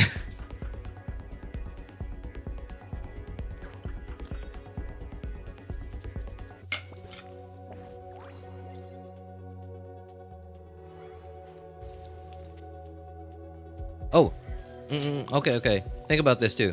So remember, Raiden Shogun. Okay, Raiden Shogun and Electro MC. Raiden Shogun has persistent like off-field electro application, right? And so does Electro MC. But it's burst dependent, and it's really like it's very limited, right? Like the Dendro application is very limited. It's limited to if you can use your burst. Every cooldown, and the duration isn't super long. Whereas Raiden Shogun's off-field electro application is just basically permanent. 10-second cooldown, 25-second duration. And same with Dendro MC versus Nahida. Dendro MC has decent off-field Dendro application, but it's like if you get unlucky, like an enemy just so happens to hit it with Pyro before you hit it with Hydro or Electro, then your off-field Dendro application is gone. Whereas Nahida's is just there. You mark every enemy you want, then you want to have Dendro on them for the next 25 seconds, then okay, you're done. Right? Nothing to worry about anymore. So if Chasca is gonna be the first of these flying characters, then how much you want to bet how much better the Archon herself would be than that? Yeah, I bet she's gonna be so much better. I imagine Chasca's flying thing is probably going to be good, but there's probably going to be a little bit of cringe in it. Like, I don't know, something. I'm sure there's going to be something that's kind of annoying to deal with, that you're going to need a certain constellation to make it less cringe.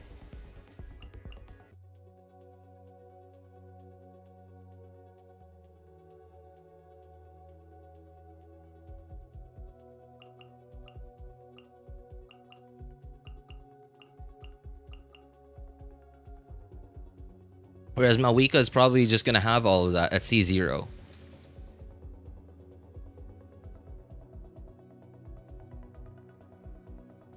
Because, you know, Archon. Oh, maybe I should just go with this. Alright, sure.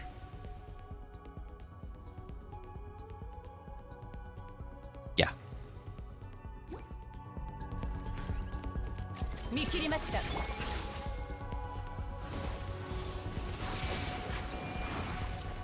Come on, shield up.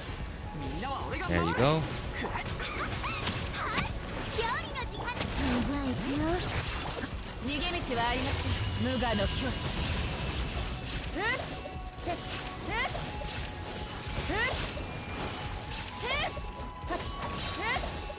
いや、裁きの雷。全力攻撃だ。燃えろ。熱々でしょ。話が通じないなら。わけ山の地。ここより弱滅の時。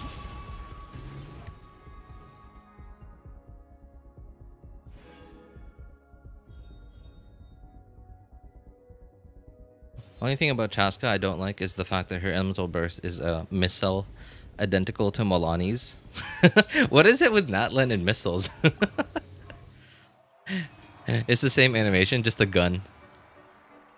Really? Oh, that's... Well, I mean, so okay. Chasca is a pretty important character in the story, yeah, but you know, she's not an Archon. She's not as important as an Archon. So I highly doubt they would put in as much effort into her as they would the Archon. So yeah.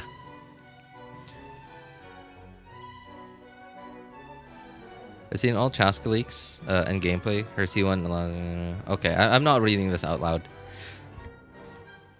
I'd rather not get into their bad graces.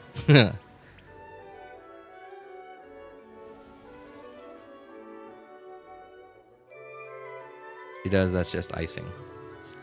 Yeah, it's and that's sort of what I'm going, what I'm basing my assumptions off of is Raiden Shogun. Raiden Shogun's off-field electro application, which is not the most important part of her kit, by the way, right? But it's good enough because it's so good that you can use. It's really good in other stuff, right? Like Hyper Boom. Or just, you know, straight up having electro application off field.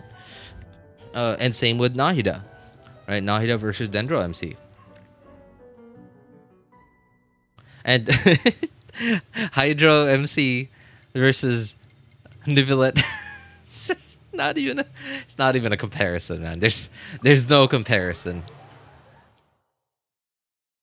Mawika, please have flight. I'm sure she will. Yeah. I'd be hard pressed to say that she wouldn't have flight.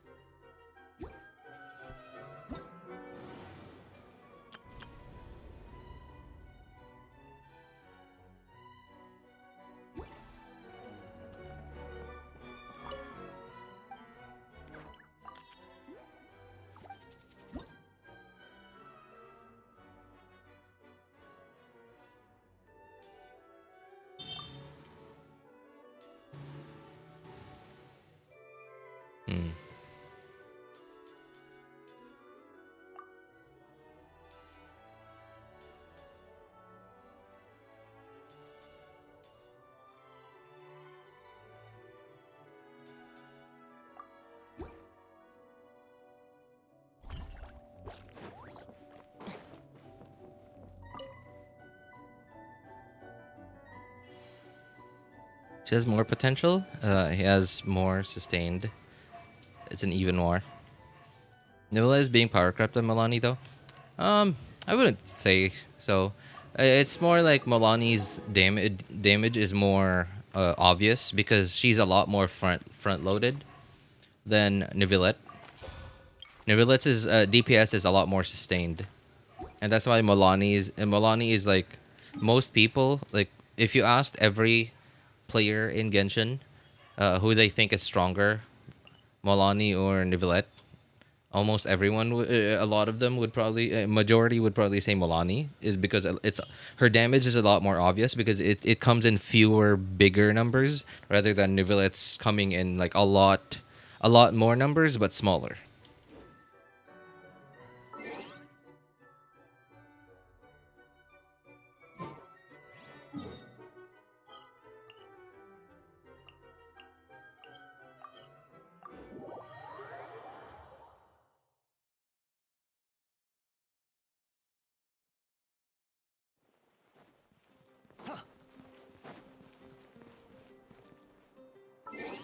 All right, time for what is it called? Dailies.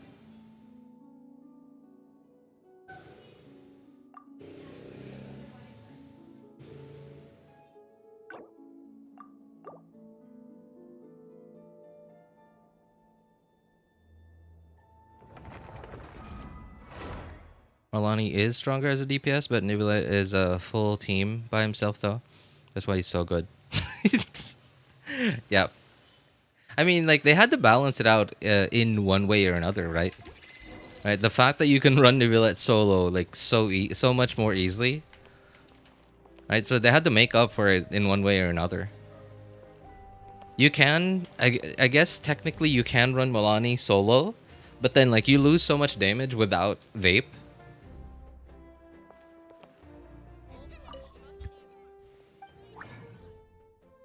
Oh, yikes, I forgot. Forgot to use up my resin yesterday.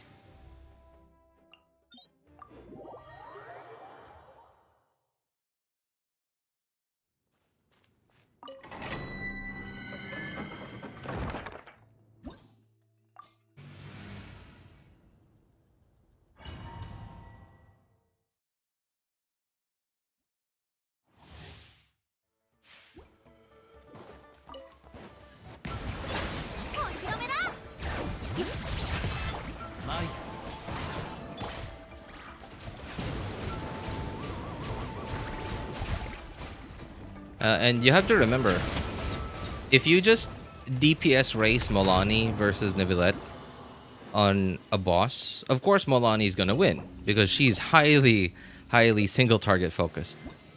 Whereas Neuvillette's AoE doesn't really have a range. Like if you can somehow cram a million enemies into a single line within Neuvillette's like range, then like he's gonna of course he's gonna do way more damage than Milani. So they had to even it out in one way or another.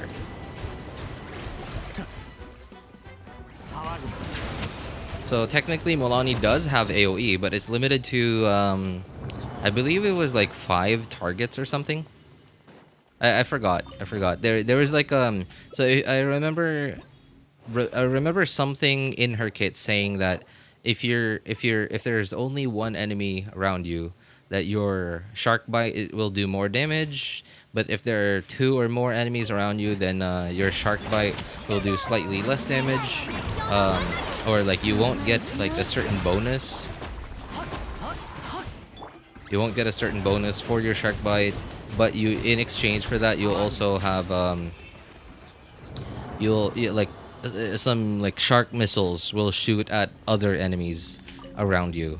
But I think I remember it was like something like there was a limit to how many missiles it would shoot. It was something like 5 or something. I don't remember really.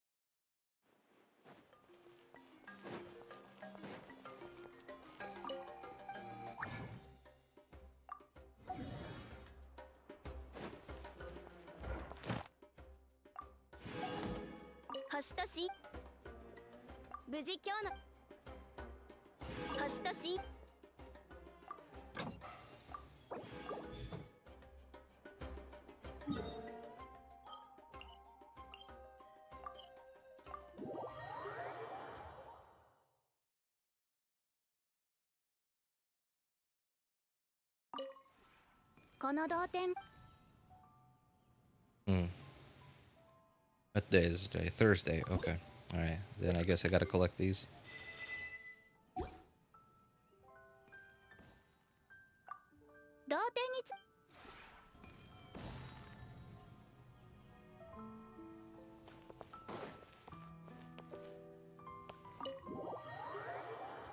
Tapping her elemental skill, Milani unleashes condensed hydro energy in the form of data protection, telling you all about today's sponsor, Surfshark VPN.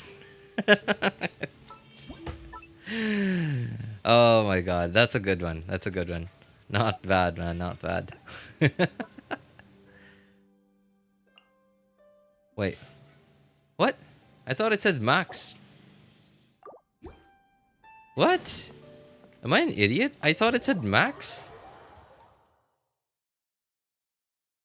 I came in to replace Sethos. この同点 Oh, Dia. Okay, I'm an idiot. What did I think? Oh. They look so similar. They look so similar. Oh my god. I thought that was Sethos. 同点に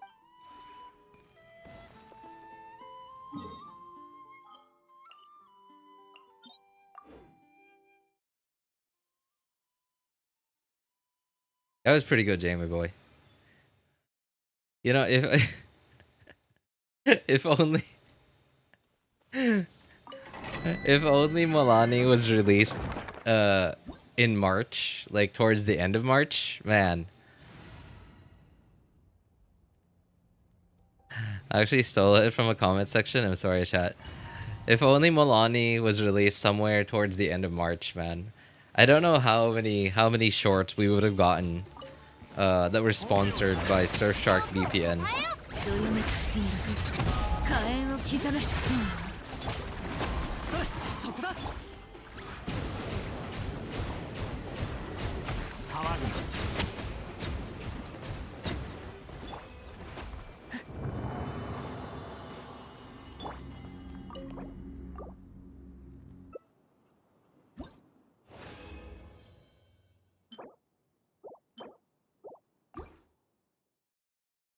Wait a moment. What time do I need to get to work today? Okay. I have less than an hour to wrap things up.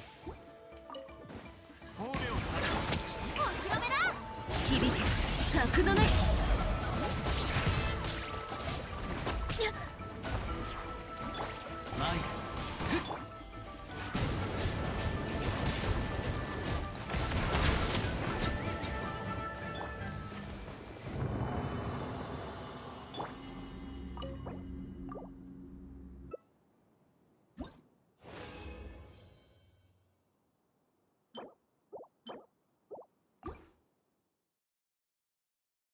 Oh, the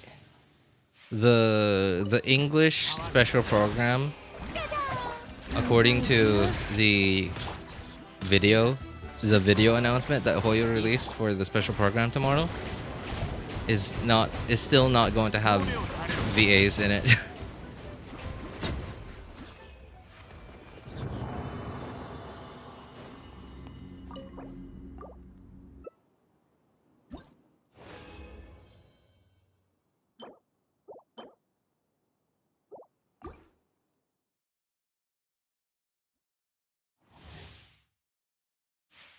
Is there some controversy regarding ENVAs? Yeah. Wait, really? You haven't heard of it? It's a whole thing. I don't know all the details of it, but it has something to do with AI. The studios or like the boss or I don't know exactly how their business structure works, but like the companies that the VAs are recording with are refusing to sign contracts that include protecting their voices from being used to train AIs. To train AIs that will eventually replace them in the future.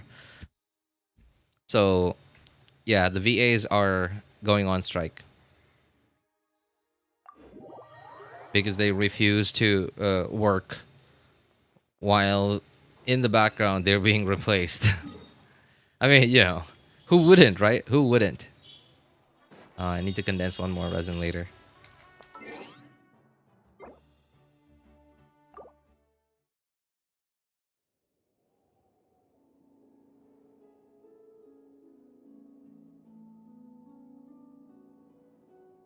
I hear drama. What's up, Shore?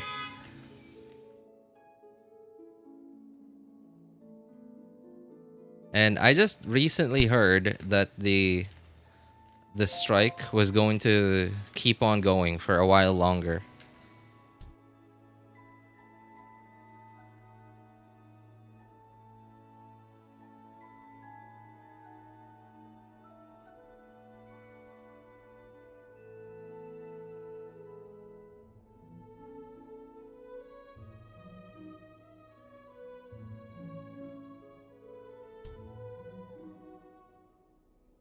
Alright, second account.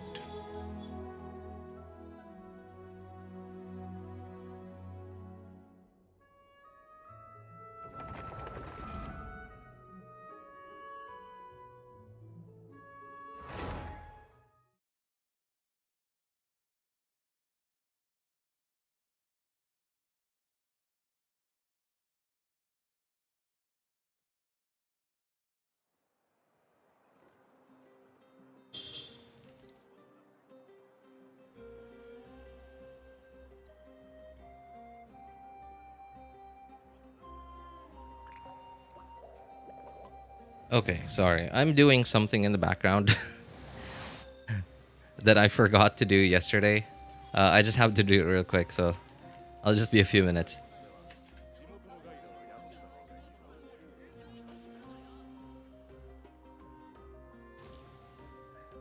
Let me just do my homework while I watch you. Yeah, sure thing, man.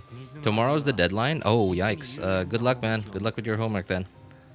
モンドの水は清く澄んでいて、リーウェの水は後味が長く続く。稲妻の水は深みがあり、スメールの水は複雑で、じっくりと舌で味わう必要があるのだ。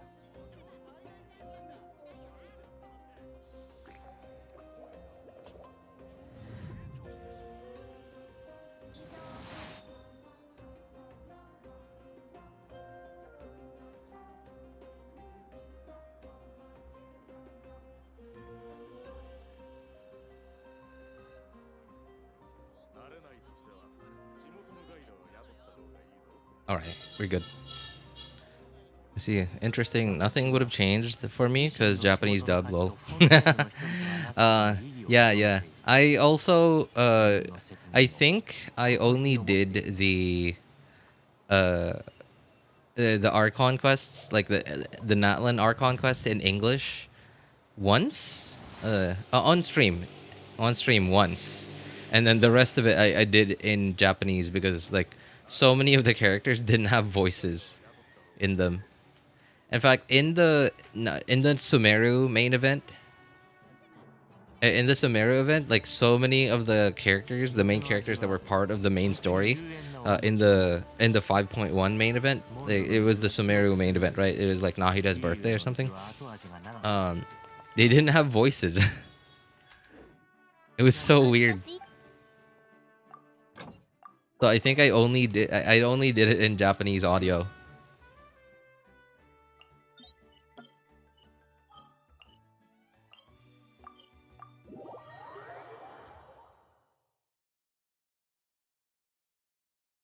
Am I gonna have to hire someone to do R&R question read? I can't spend my time doing a quest about cabbages. Ah, man. I do have to say though, it is incredibly long. I can't blame people for not wanting to do it. It is incredibly long. Although, okay. Well, here's the thing though, like, so depending on how hard your homework is, I think you could do it while doing homework. Okay, so hear me out. I can't say exactly what I'm recommending because, you know, I could get into trouble for recommending it because I imagine Hoyo does not want people doing it this way. But if you play Genshin on PC, then you could use something to help you go through the dialogue. Right? Take that how you will. I can't say it out loud because I imagine the developer doesn't want people doing things that way. While you do homework. And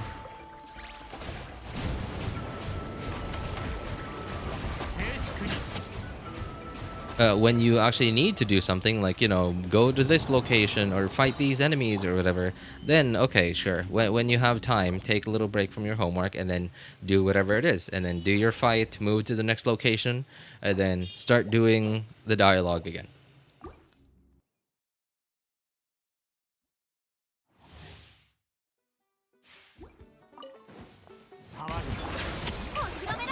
どよめく進学火炎を刻め褒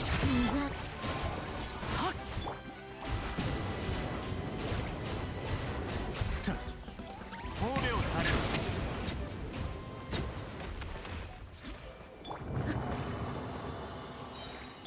2024, RJ got banned from when reading my daily articles. I would be so disappointed. I wouldn't even know what to do with myself at that point. I don't know, man. I don't really have I don't really have another game to turn to.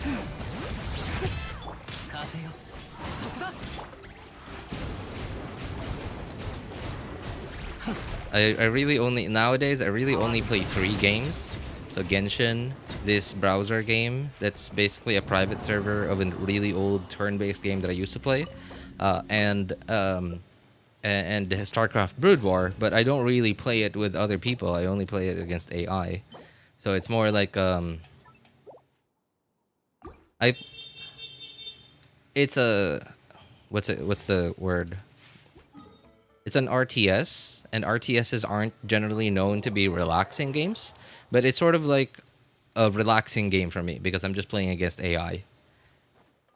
I'm sort of treating it like a Plants vs Zombies or something.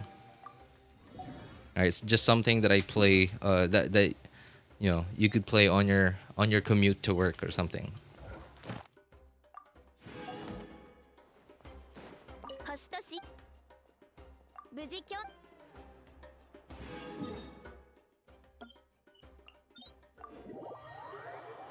SSR is almost good, but it's just for people who can't use hands fighting. And having a fist fight with some random person. It's just for what? Just for people who can't use hands fighting. Sorry, what does that mean?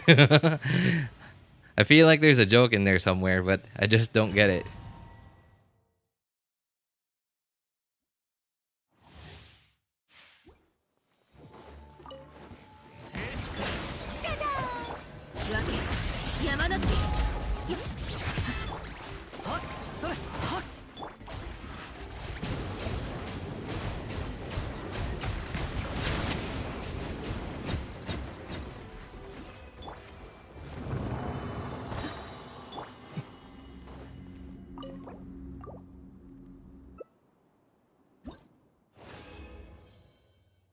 They're allergic to fighting someone using hands. I mean, wouldn't most people be? Right? Just fighting doesn't really... To most people, I would say most of fighting, like really fighting, isn't really like the first thing that comes to mind when it comes to just regular day-to-day life.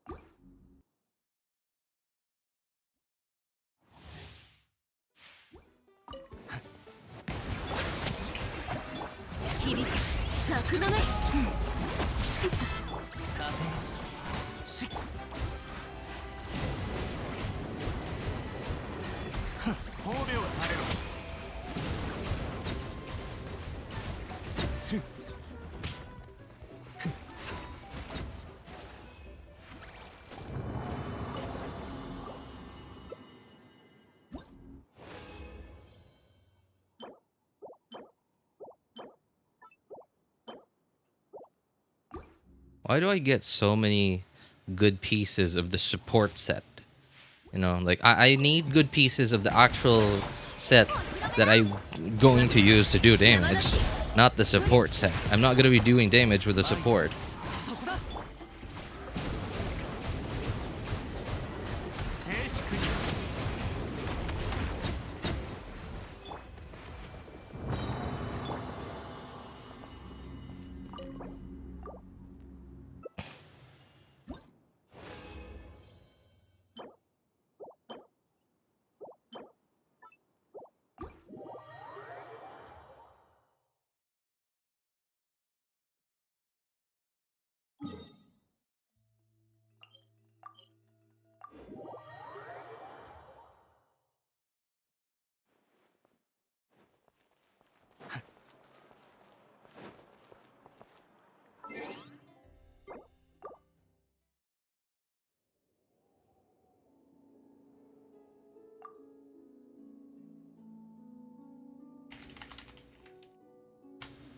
Dailies are condensed resin. Claim commissions, do domains. That's done. Then I'll leave and repeat it every day. Don't do bounties, just bounties. Well, you know what? Shorekeepers, I don't know how up to date you are in Genshin, but bounties are sort of extinct at this point. So ever since 5.0, I think? Or was it 5.1? I think it was 5.1. Ever since 5.1, they made it so that you can't do bounties and requests anymore in a given region if your reputation in that region is maxed.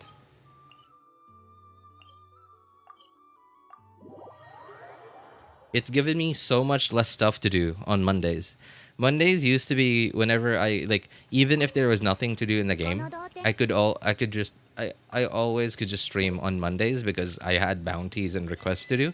But ever since those went away, I was like, all right, well, if there are no more events in the game because I guess towards the end of a patch, then what do I do on Monday?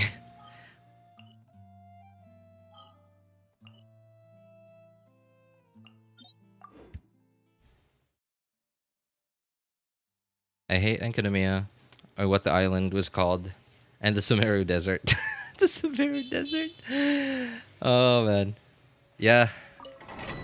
The desert was really annoying. Especially because, so a lot of it was, like, you could just unlock it and access a lot of it just by following the quest. And just, you know, going to where they tell you to go.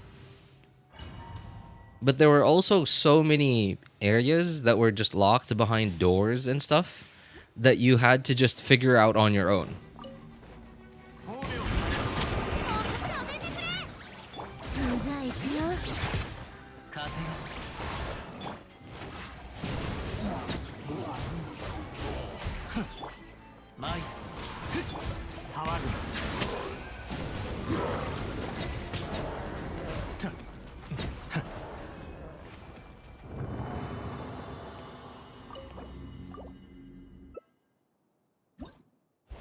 I refuse to do side quests, my story quests, even though I have 11 unlocked ever since I hit the game, hit endgame. It's boring.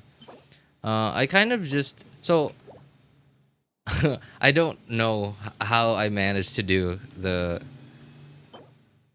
Sumeru and Inazuma ones. Like maybe Inazuma because like the game was still exciting at that point because the game was new-ish, right? Inazuma, Sumeru.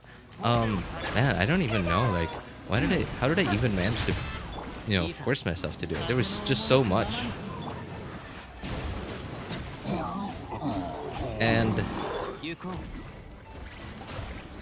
Fontaine was so much more digestible. Yeah, Fontaine's was just so much more digestible. And maybe that's how I was able to do Fontaine. They paced it out a lot more, and I think overall there was just a lot less in Fontaine compared to Sumeru and Inazuma. And it was a lot more plug and play. Things just sort of worked as long as you kept following their directions.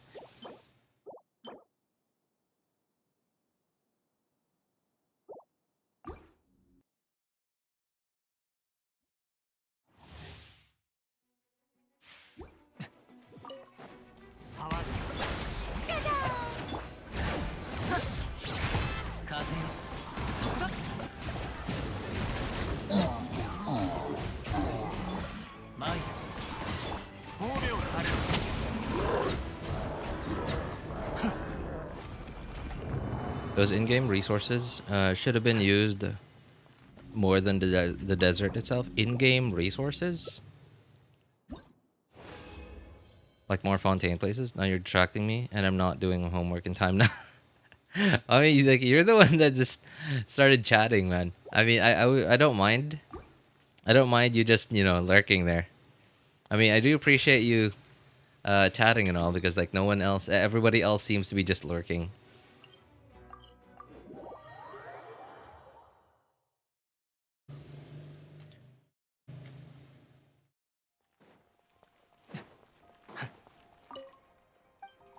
Keep my mouth shut until you get a good artifact.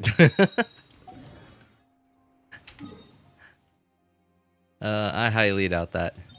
You're gonna have to be ready to be quiet for a really long time, man.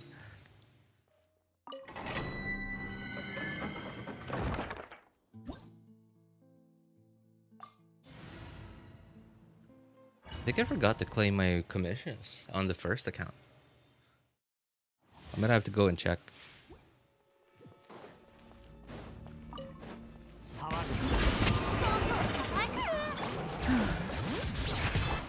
風よ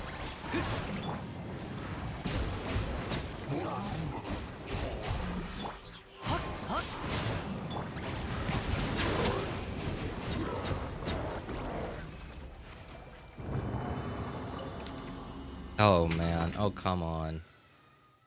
Ugh. I really don't want to deal with this. I don't even have anything that's worth upgrading.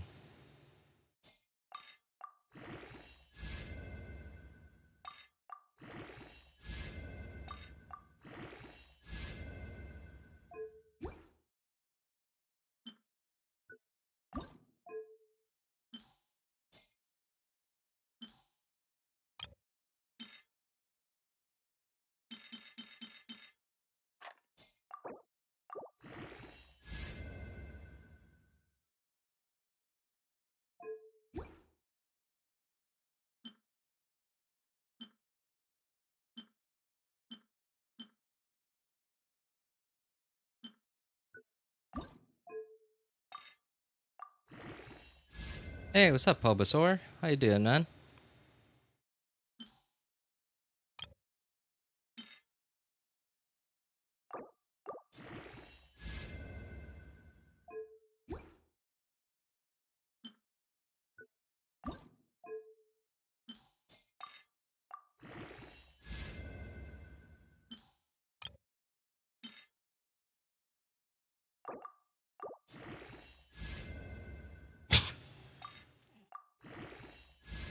That certainly could have gone better. Gone better. Wow. Okay. I mean, we're already here. We might as well keep going. You get 20% attack. Man. I probably would have kept that if that just given me like 20% attack. Well, it's the only ER one I got anyway, so I'll just hang on to it for now.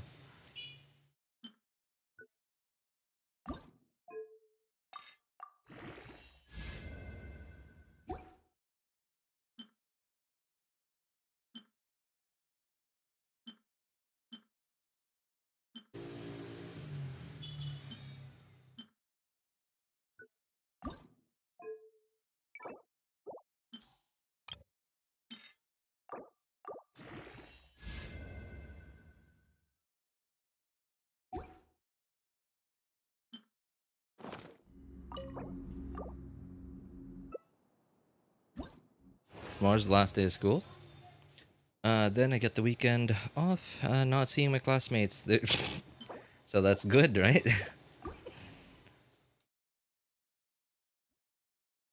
Oh, I think, did OBS crash again? No.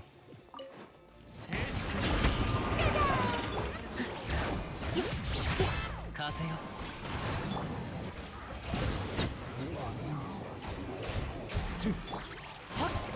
そこだ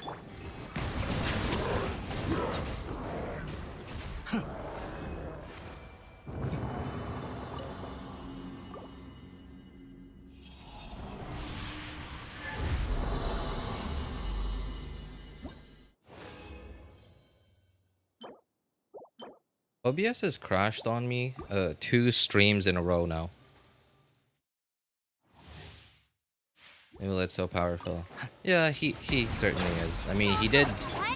Everybody has said that he power crept like all the other on-field DPSs that came before him. I mean, like, and I don't mind really, honestly, because like in-game lore, he is a new breed of characters. Right, we have regular people like Diluc, Jean, right, Yelan, and then we have Archons, No, sorry. Before Archons, we have Harbingers. And then we have Adepti, like Zhenyu and Zhao. And then we have Archons. And then there's Nivelette, like one of a kind so far. The only dragon sovereign. So, and it's clear that the in-game, like, power, I guess, like DPS or supportive capabilities, like importance, because of supportive capabilities, like Hoyo seems to parallel that with how important or like seemingly powerful a character is in lore, with how all the Archons so far are better than most other characters, especially in their specific niche. And I can certainly see why they would do the same for Nivelette, which is the only Hydro Dragon, the only Sovereign Dragon, or Dragon Sovereign. Pure Dragon. I believe the term is Dragon Sovereign. So he's like where the Archons got their power from.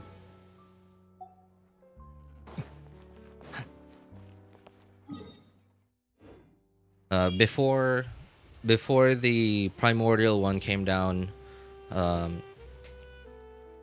Teva was a world of dragons or Vishaps.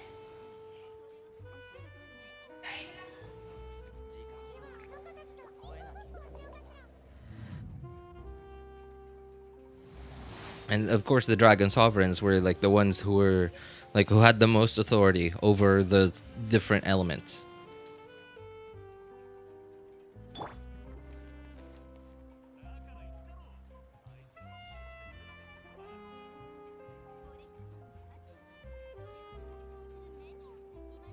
Anyway, I got work in half an hour from now, and I gotta go get dinner ready, or help get dinner ready by then and get ready for work. So that's gonna be it for me for today. Can't wait for the 5.2 special program tomorrow. So for any of you who need help building your characters' accounts, making a decision which banners to pull for, feel free to join our Discord server. Links are in the description of all my videos, VODs, and streams, and in the pinned message in YouTube chat.